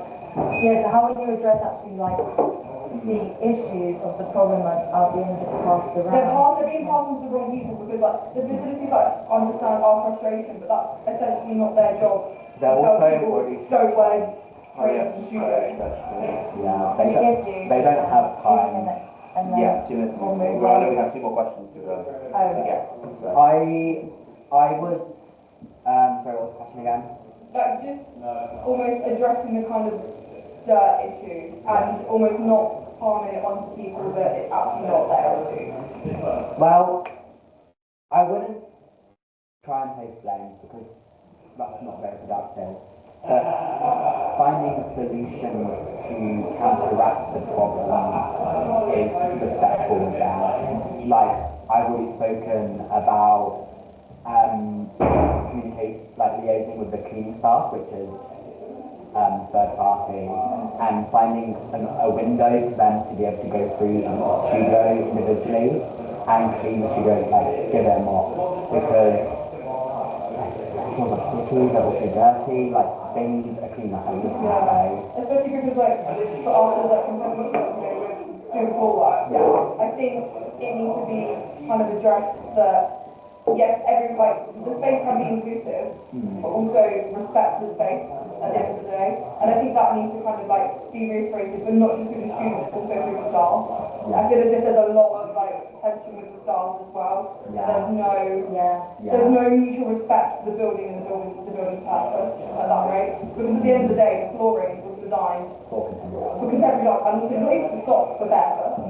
That's how it was designed. So I think that needs to be respected. Absolutely. Absolutely. Right. Great. Just very quickly, because I know Katie, you had a question, and Ali, you've got to get back to the bar, and then we've got one last question, and then we'll move on. Because we've been lingering on the academic experience for a hot second. My questions now are going to be about KCC. I've been working with a dancer and it's been quite difficult to work here. I'm just wondering if you have any ideas of how we can make this space more inclusive for dance. I like that question. Well,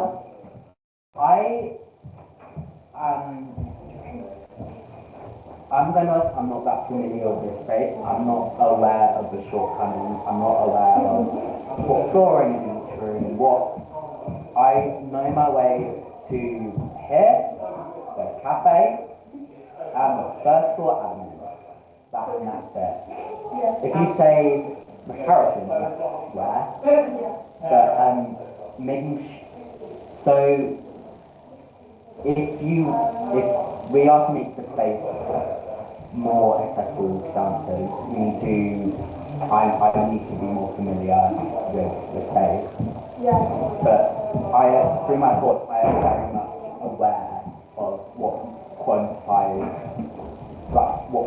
as safe dance practice, because that is my course essentially.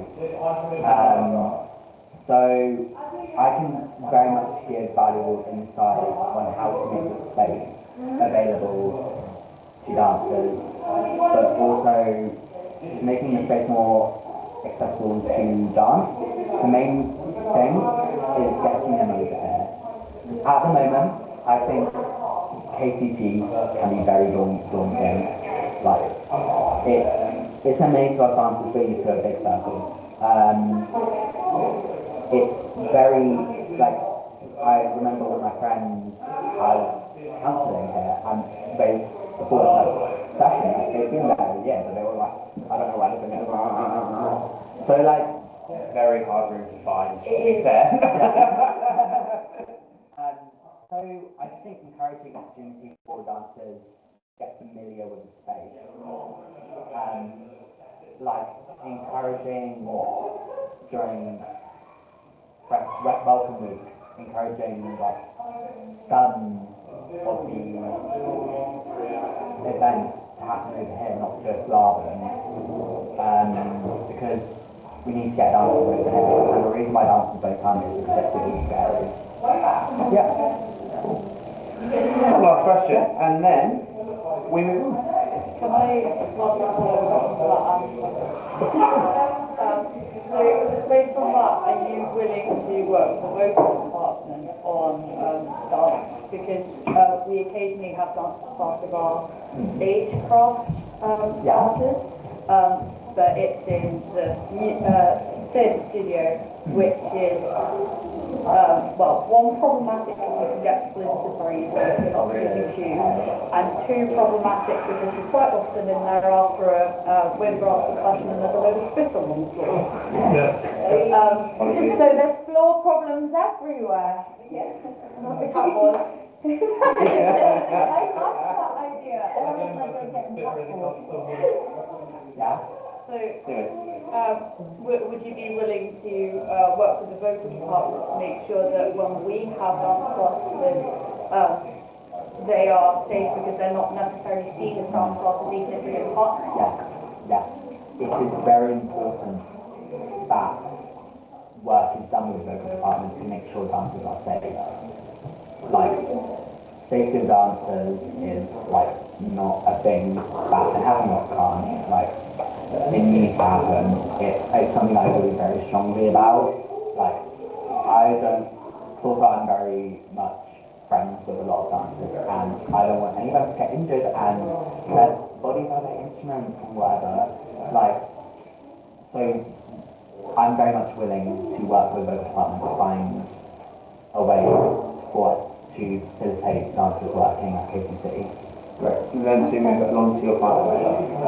You said about the emails, and if you weren't able to get through to someone via email, then you would work with going to speak to the person. Yeah. What's your way of making sure that there is still going to be a paper trail for everything that you work with?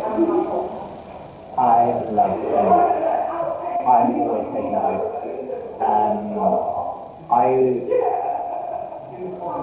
If I have a meeting with someone, I will take notes during that meeting and like note down any ideas I've had, they've had issues, problems, solutions, blah blah blah blah. And then I would make sure I then email them with a summary of what we discussed. It doesn't have to be like long together. It doesn't have to like be a complete transcript of the conversation, because that's not realistic. Transcribing takes ages. But making sure that there's a paper trail is important, because I need to be able to prove that if there's an issue, it's not, oh, Dad's just coming with this. Here's the proof. Great, thanks so much. Cool, well done, Sam. That was strangely hard. Yeah, Hustings is hard. Cool, so we're now going to quickly move on to... Excuse us! My God, honestly, why are they not down here? Get stuck in. Alright. Well done. Sorry, I was taking content now, but there's actually people down here. Yep, I'm done. Amazing, right. We're moving on to events officer, Emily. Emily is not here tonight. Emily has given me a speech to read out verbatim. You can read out if you want. Yeah. And Claire's going to read out verbatim. Then you can ask, like... There's no questions. And there's no questions. Okay, come here. Hello, everyone. My name is Emily, and she's running... My name is Emily, and I'm running for events officer for TLSU 2627. Apologies that I can't be there today. I'm carrying the TL project. Over the last academic year, I've been events officer for TLSU and have had the best time working with such a diverse and enthusiastic team while learning so much. I've achieved my manifesto goals for last year, such as wanting to create more awareness for TLSU and the events we hold, supporting and creating successful events and mixes, including those alongside societies, and using more of our 3 excellent campuses equally, even with their restrictions. Some of my highlights from the past year include holding a neurodiversity coffee morning in collaboration with other officers, where I was able to meet and speak to students who I would not usually meet, and learn about their experience in the arts industry in addition to connecting with them with the SU. While this year has been successful, next academic year, I want to continue to facilitate regular SU events and spaces for students to connect with each other and our diverse community here at Trinity Larkin. Some of my main ideas for next year are to show more regular sporting matches in the bar, such as the football and rugby, to hold more interdisciplinary mixes to network with students on other campuses, and to continue to facilitate the creation of new and traditional events that the SU holds, such as the boat party and monthly celebration events to represent all students. This year I would also love to be more directly connected with societies and work alongside them to make their presence more visible at campuses through supporting the creation of their events and advertisement. I aim to work closely with the rest of the SU officers and team to ensure that student well-being and experience comes first through attending relevant meetings and improving the SU spaces to make them more inviting to students through decoration and advertising quiet times. So why vote for me? I've already done the job for a year, so I know how the SU runs on a day-to-day basis, and I've already established a connection with staff and students at Trinity Larkin, which hopefully means I am able to make the SU more visible. I am committed to creating high-quality events for our students, and I am keen on taking feedback to better the student experience. Thank you. Thank you, Emily. Fabulous. Emily cannot take questions. In case that wasn't already obvious. If you have any questions for Emily, you are very free to reach out to her via her email. That is on the SU's Meet the Candidates email. Well, there you go then. All right. Right, who's next? Daisy, you're next. I realise this isn't in alphabetical order. It just so happens that in our constitution, B and C falls last because it's the most recent position to be added. Daisy, you're going to have 5 minutes. I am just going to see if we can pull people in because this is a student experience position, thus it applies to me.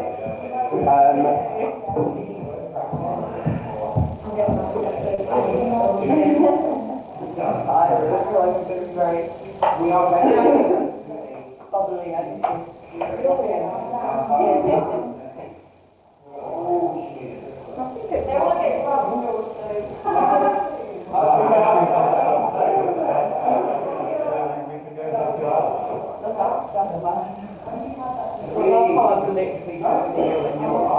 Yeah, no, I had to step out because Asta was calling me to like worry. She texted like the whole group chat. Where's anyone heard from me? I got a call from Joe. I was like, Right, Kevin. I was trying to see the massacre and say, hey, come and like, I'd already said that I was here from 6:30. I didn't say how long it was going to go on, because I didn't think. But she didn't think it was going to be out this late. And so I got a call from Joe, and I was like, yeah, no, come out to the union meeting. And yeah, they were like, you should call that stuff. And I was like, okay.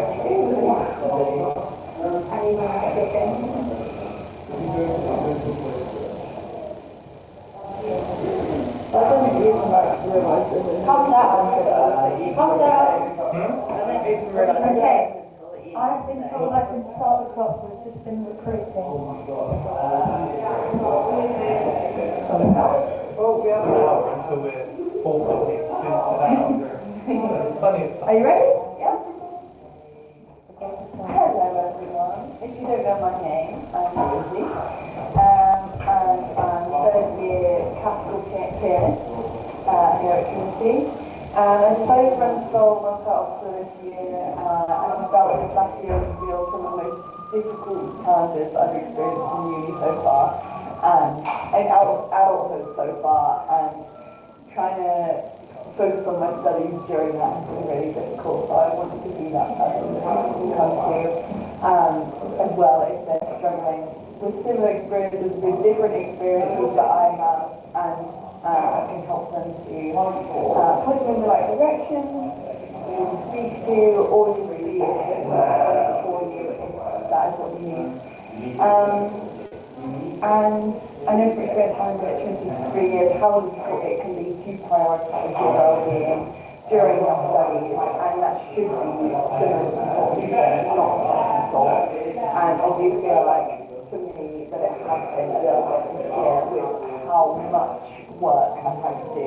It's been on the back burner for me, and that has had an effect on my mental and physical well-being, and I don't want that to be the same for anyone else. And obviously there will be times where that happens, but I think it's important that people know that I can be a person who can come to and relay these issues onto the people that need to hear it, so that we have bigger issues. And yes, so I will be there to listen to your needs if you struggle to approach Trinity staff. And I know sometimes that can be really daunting, especially if you just arrived at this institution and for first years, and it can be really scary to speak to staff straight away if you don't know them, where it's much easier to speak to a student who knows what they're going through and a bit more approachable. So I want to be that person for people. And of course I will be overseeing and planning events related to equality, diversity, LGBTQIA+, international and environmental is something I want to bring up, because I'm a massive eco gal, and I want to be able to be a little bit more of a thing at Trinity, and more of an important point to kind of foster sustainability in this institution, supporting ideas like I didn't actually know that until recently, and I think that's a really cool idea, because I love using mixers, and I think it would be great to have like something similar activities like that. And yeah, creating more sustainable initiatives like that would be really on my radar if I was to close in. I also, this is kind of more for the music side of things, as that's what I'm familiar with. But introducing more low-pressure performance opportunities, particularly for classical musicians, because I love the jazz jams that go on down here. I love the banter jams, I love the bandy and jazz jams, and the open mics and things like that. But classical music is always put into this little pocket upstairs, big scary rooms, or into the St. Alfred's or the chapel, and those are scary places to perform, and we don't normally have an opportunity to perform in kind of lower pressure areas like the SU, and I feel like that would be quite nice to have a similar vibe to the jazz jam, but for classical music.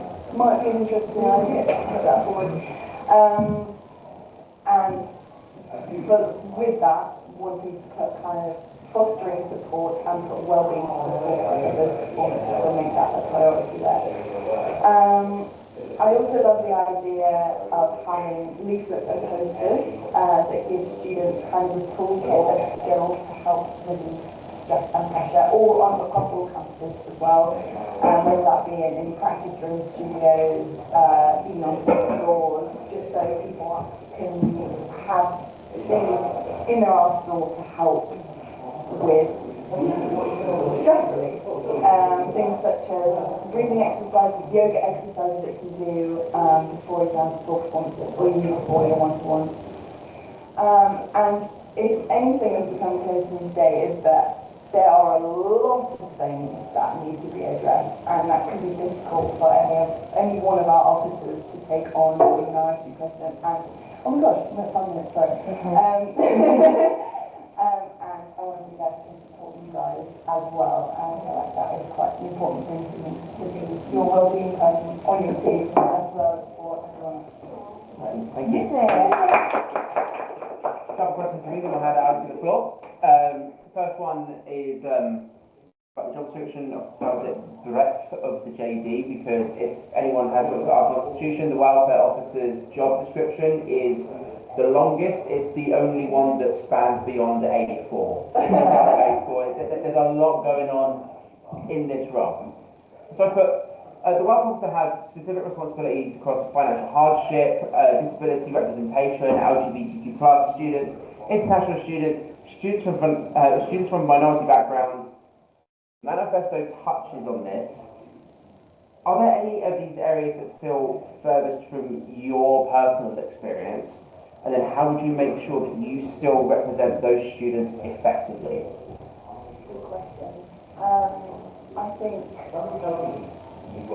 think international students in particular, I do have friends that are international students, but I don't have a full idea of kind of what their experience is like, and I would definitely like to have more information so that I know how to help them in the best way, because especially people that aren't familiar with the English language in particular, I feel like language barriers is such an important thing to break down and to help people with, and some things, particularly on courses, I don't think are fair for international students. I remember in my second year I had to do a lecture recital, and for an international student they would obviously need a lot more support with that if the English is not their first language. And I feel like that might have been quite an unfair assessment without extra support for them. So that's definitely one point. Another point is disability. I think that's really, really important point.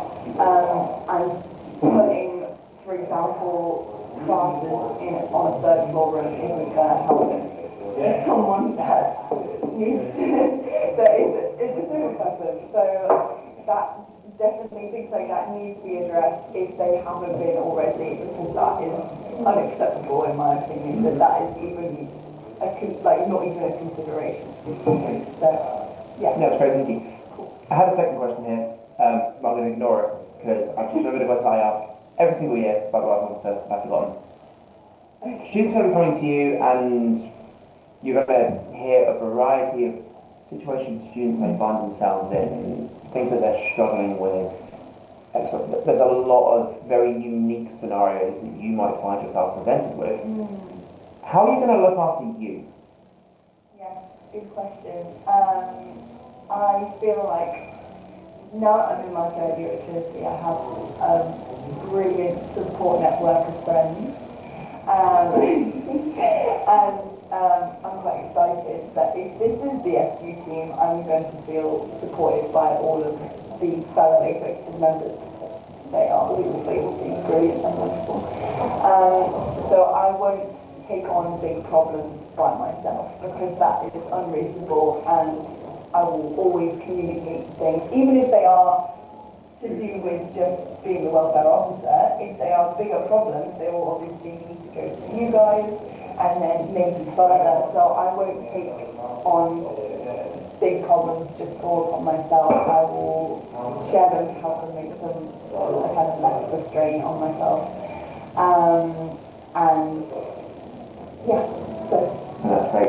Thank you so much. We're going to open to the floor. I'd particularly like to hear from Amadeo and Katie. I will start off as usual. I'm going to start with Poppy's questions again. I can just get them all. I keep putting them away and then I need them back. And just to reset expectations and stuff, let's keep responses to 60 seconds to 90. Yeah. Just cautious of time. Sorry, I'm chatting. No, you're absolutely fine. I realise that we've all just been like leaning into questions. Something Poppy asked is, how will we promote wellbeing events such as film nights, and who will run these? Yes, I did put film night on my list. I would like to run film night. If that does become a thing, I think it'll be quite fun. I got the idea actually from the Lightship in Canary Wharf. They do like a mystery film night every Wednesday. I've never been, but it sounds like a great idea, and it would be really nice for everyone to feel involved with that, not just the people in the music faculty. I want to kind of include everyone. I think it would be such a nice mixer for all departments. I would probably promote this with posters across all campuses. Maybe send out, well, with the TLSU newsletter, I put that on the TLSU newsletter. Maybe promote it even at freshers as kind of maybe more of a society, perhaps, if people come up. And yeah, that's my ideas so far for it. Do you have something on that? Yeah, I've got a quick question about society. How, if it were to become a society, how would you, like, get it to a point where it could be a society? And I guess it would have to have enough interest. and would you remain as part of society, or would you then relinquish control and let it be its own thing separate from the SU? A good question. I guess it depends how much of how many more of my other kind of duties as a welfare officer there are, because it might be quite difficult to get it kind of, get it going if there's a lot of other things that I have going on at the beginning of the year, especially. But if there is enough interest, then I'll probably hand it over to a new kind of leader of the society, and then it will kind of take its footing from there. Yeah, to me it kind of just depends on how much interest there will be, because I have no idea at this point how much interest there will be. I do like the idea of it anyway. Yeah, nice. And then my questions were, so yeah, it was about kind of your comment with overseeing and planning events related to the EDI, LGBTQIA plus international and environmental. I love the environmental side of things, by the way. Yeah, I love that. Because it's something that I want to do more, but I'm not really like personally kind of involved in, and it's one of those things of like, how can you do something that's so great?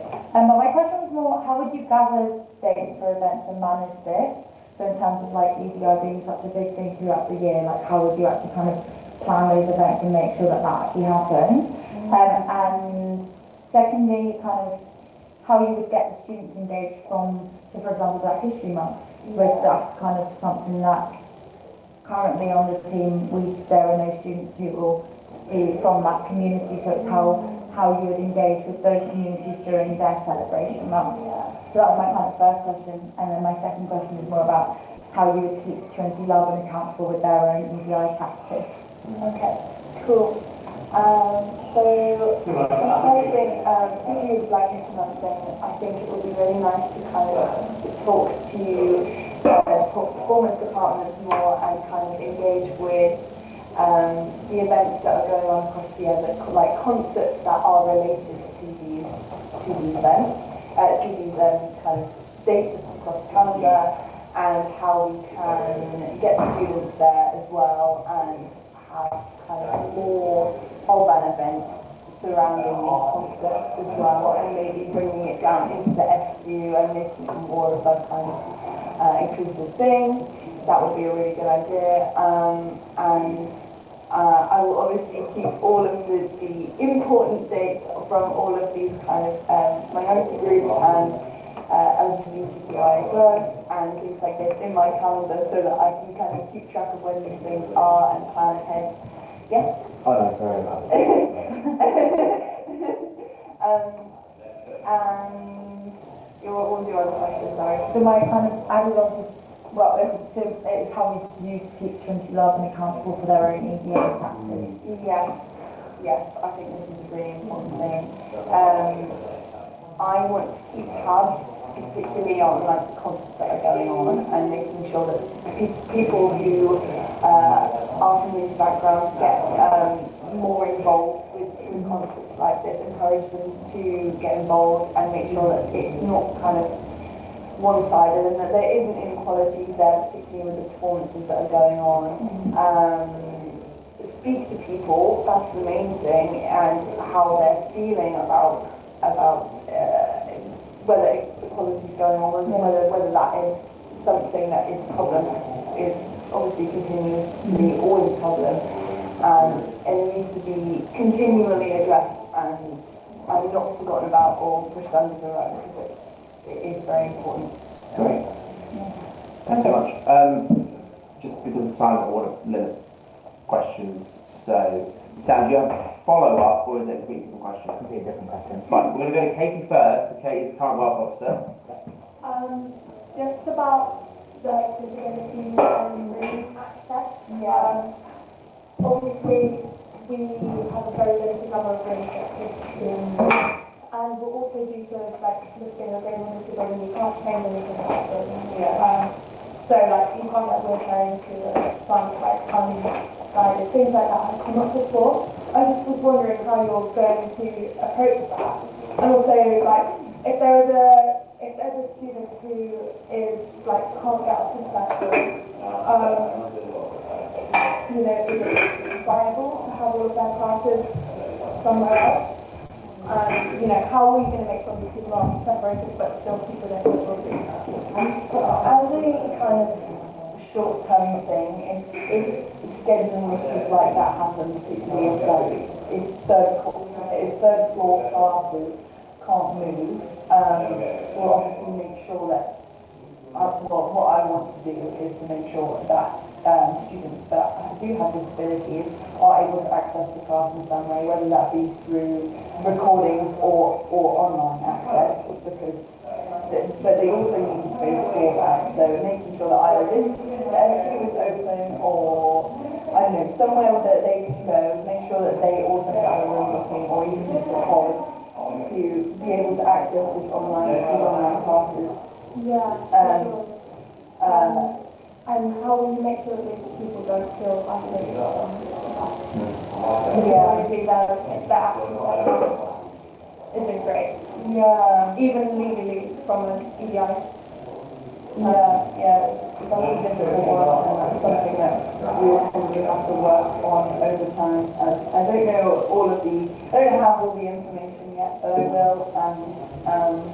We're not expecting you to be familiar with all of the legalities. Of course. Trinity Love is responsible for that. So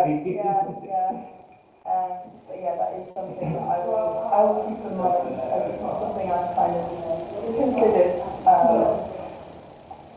But as you think, like you say, it's an important aspect, and I don't want people to feel kind of not included in these classes, especially when that is such an important thing about classes, that you're all kind of supporting each other and kind of all in the same boat, so to speak. That needs to happen. Thank you for bringing that up. No, that's okay. Something else I just wanted to say, so talking about more blankets. We try to do, you can kind of see in here, we try to do a little bit. The big issue is, basically, because this room is, what is it? It's just like really flammable or something. We can't put anything that could set on fire in this room. KCC it's just a wild space. It's a really, really complex place. This was once a hospital. The SU is actually the old morgue. So it's a very, very, very complex place. We have a lot of obligations when it comes to fire safety. If you set on fire by accident or if you do anything wrong with, for example, the Royal College of Music, the Academy, the Guildhall, they're all grade 2 listed buildings. If you, this brick here, if I put a nail in it and it's at the Guildhall, I'm going to get a fine. But if I don't have permission. If I put a nail on the wall here at KCC, a grade 1 listed heritage site, I'm going to jail. So we have a lot of really, really, really strict and stringent policy in regards to ensuring this apparently equivalent to the House of Versailles. That's what it was based off of. Needs to be compliant. I am super pro blankets though, so but yeah, again it could be. Okay, so do we have any other welfare related questions? I'd love to take 1 or 2 more max and then move on to B and C. Okay. Obviously, as a music girly, you are based over here and you are aware of welfare issues in music. How are you going to ensure that the welfare issues of dance, musical theatre are also being addressed and you are actually working towards them and being aware? How are you going to be aware of the issues elsewhere? Well, if you're elected, then you probably. Yeah, I really want to work with the dance officer on things like this because obviously I have pretty much no knowledge of what the dance experience is like, and I want to so that I can help you guys more. And I think that is a thing that will come with time. I will be visiting Melbourne a lot more if I'm elected, so that I can assess the situation, what the kind of the facilities are like, what the student experience is like, speak to you guys more because I think that's something that I just haven't had an opportunity to do in my time at Trinity, and it will be really interesting to know kind of what your experience is like, and particularly in terms of the SU and how you feel included in that, and what we can do better to improve your well-being experience. Also, just a little follow-up question. How are you going to keep track of everything? How are you going to keep track of all the events happening in the academic year? I'll have my calendar. I will be on my calendar constantly and making sure that I plan ahead really carefully and schedule everything in. And I'll probably keep a physical diary as well because I might need to with this if I'm elected as well, and making sure that I don't miss any important events that students in particular want or feel like they need to have happening to feel kind of more included in the kind of Trinity student experience, because that's important to me as well. And one last question, Sally Martha. How, during freshers, are you going to make sure that the students that need you the most, particularly students that are protected by the Equality Act,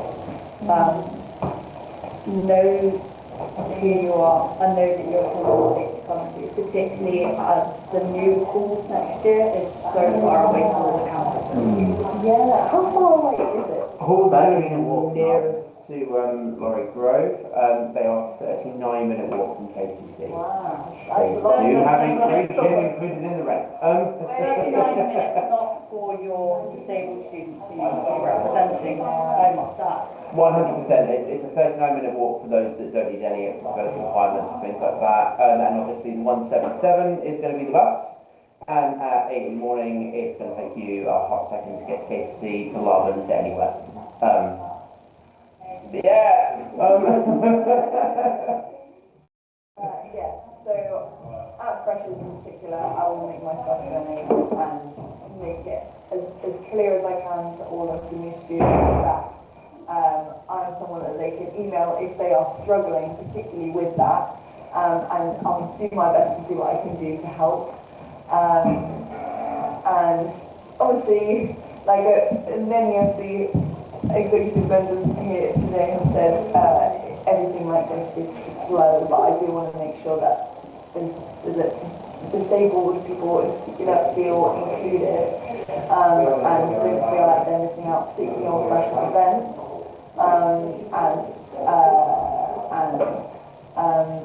making sure that they can access all of these events, or as many as possible, so that they have an opportunity to meet people and feel as kind of safe as included as anyone else. Yeah. Great.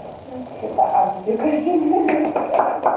Thank you so much. We now move on to the final officer position of the night, Grand Comms. I'm going to preface this not about a Grand Comms thing. I'm just going to say that we will not be ringing the bell to the bar at 9 o'clock. I'm super comfortable with us getting through the last point, and then we can all have one more drink to go home with. I think that is a very reasonable adjustment to make from tonight.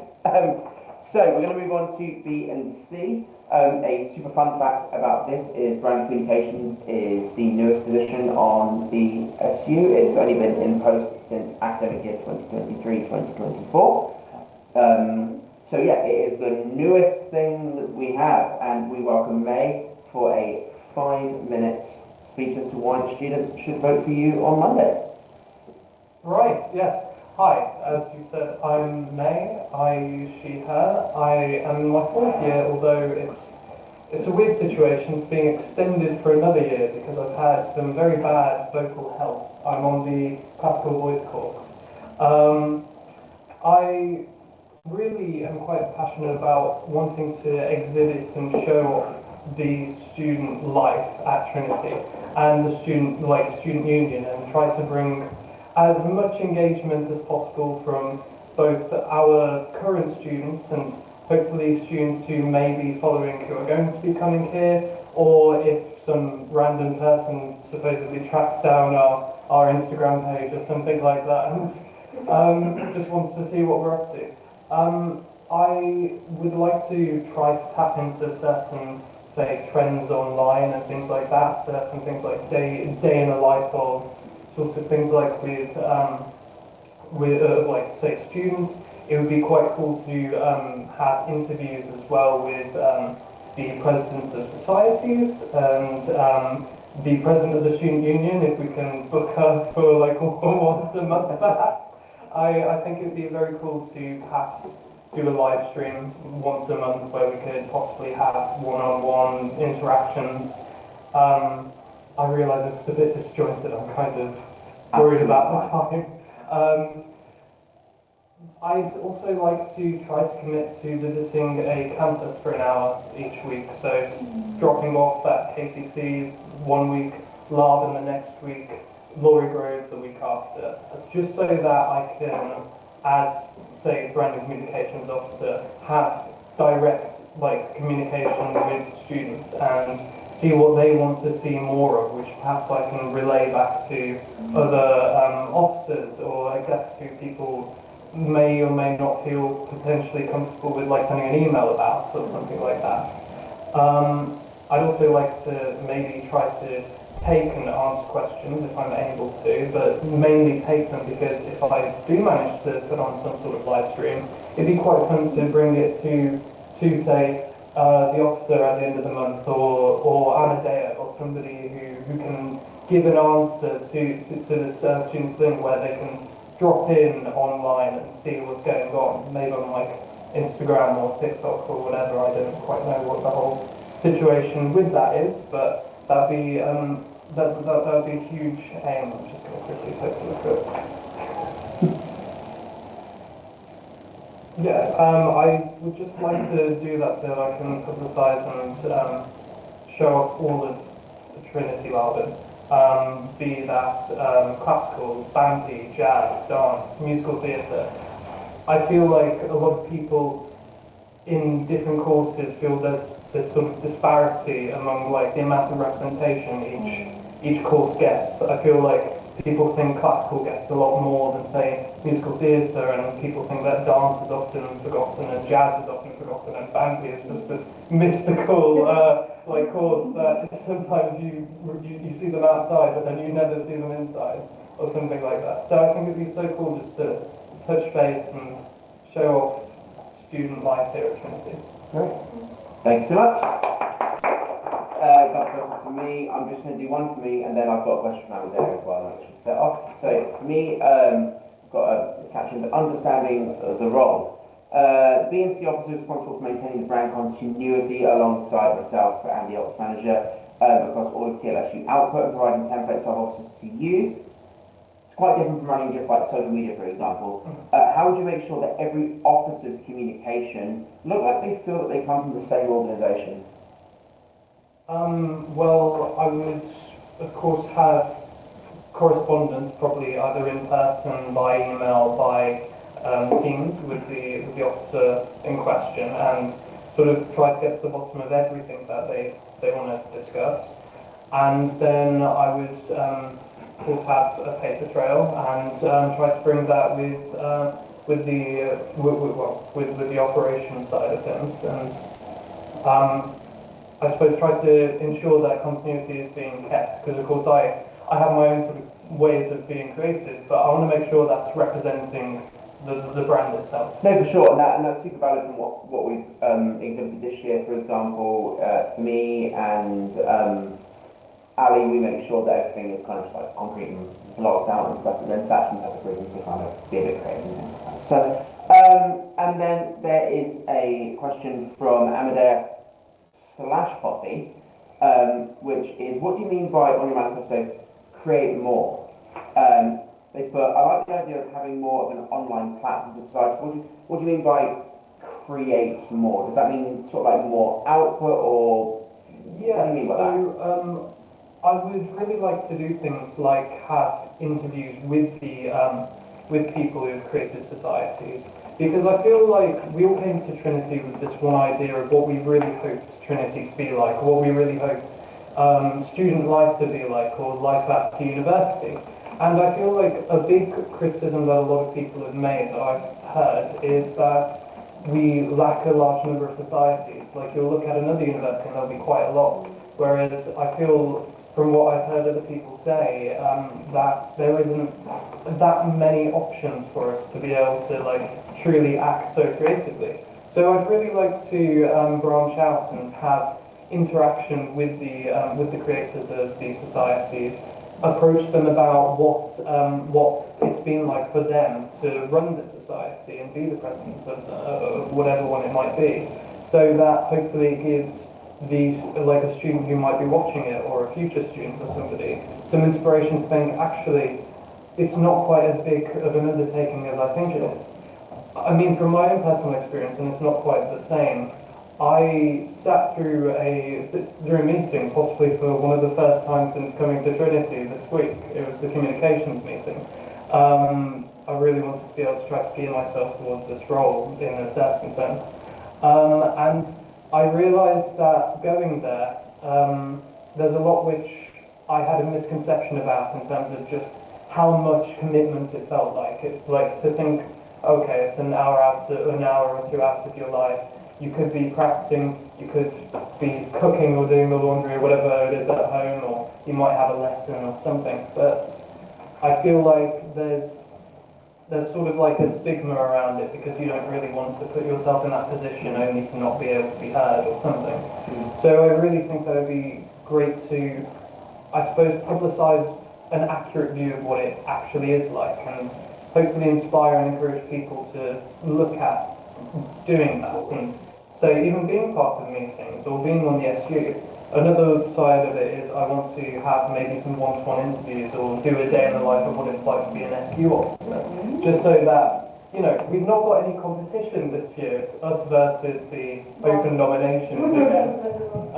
So it'd be really cool to see some more engagement from people who want to do more help for Trinity Laban itself. Great, thanks so much. We're open to the floor for some B and C related questions. Okay. You mentioned that you want to show more of student life. Like, what do you mean by that? Do you mean like events that happen here, or do you mean like what it's actually like to be a student at Trinity Laban? And at that point, where do you draw this distinction between the Trinity Laban Student Union Instagram and then the Trinity Laban institution Instagram? Does that make sense? Yeah, that's a very good question. I'm not sure entirely. I'll try to work way of answering that last bit.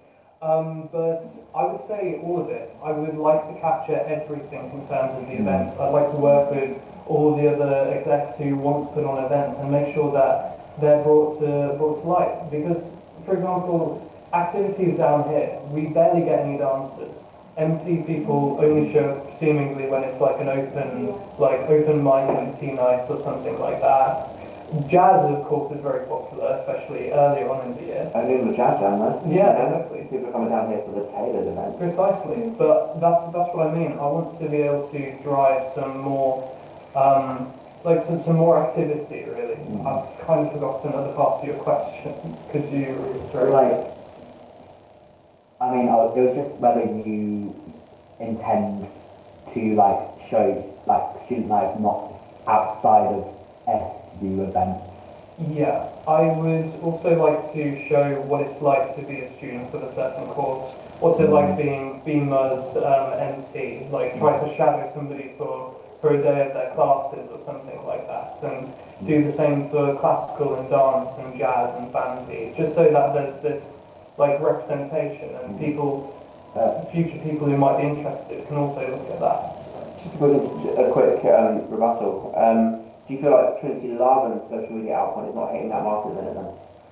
No, it's not that I don't think that. I think that there's an organic sense of feel that comes from when there's a student who's putting that information out. And that's really where I feel it differs, because of course you can have this really high quality recording coming from the recording studio over there, but it kind of creates a sort of barrier from what feels real. Whereas I feel if it's something where it's a student organically showing the life of a student, it would definitely drive that sort of engagement. Whether or not that's something I'd be able to do. I'm not sure if you're aware, but the Trinity Laban TikTok already does that. So that was my point of where do you draw the line between the brand and comms of Trinity Laban and the Trinity Laban Student Union?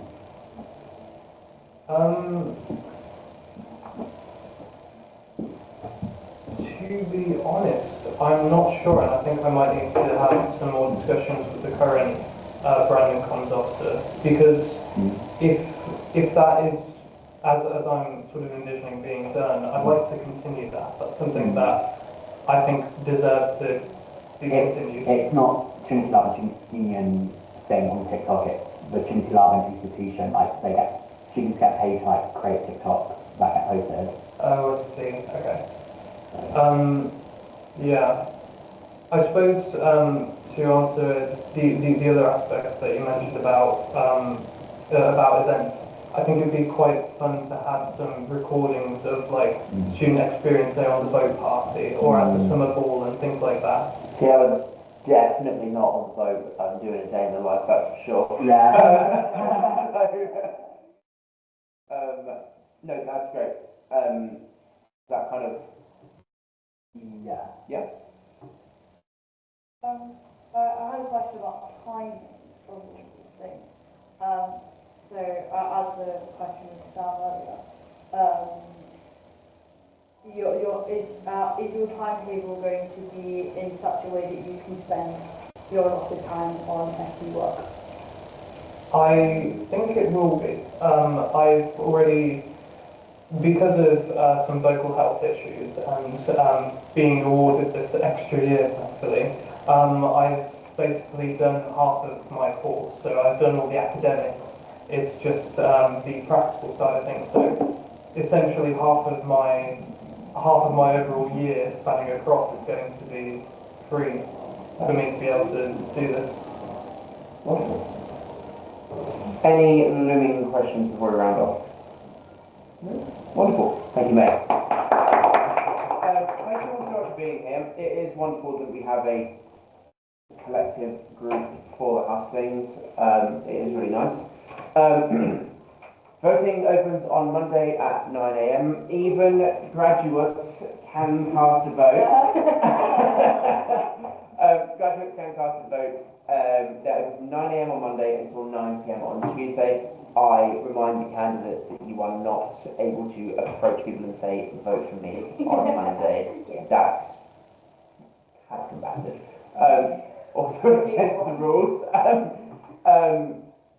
But please ensure people engage with the election and things like that. You are more than welcome to direct people to Moodle, show them how they can vote, and then once you show them how to vote, if you are a candidate, you swiftly walk in the other direction.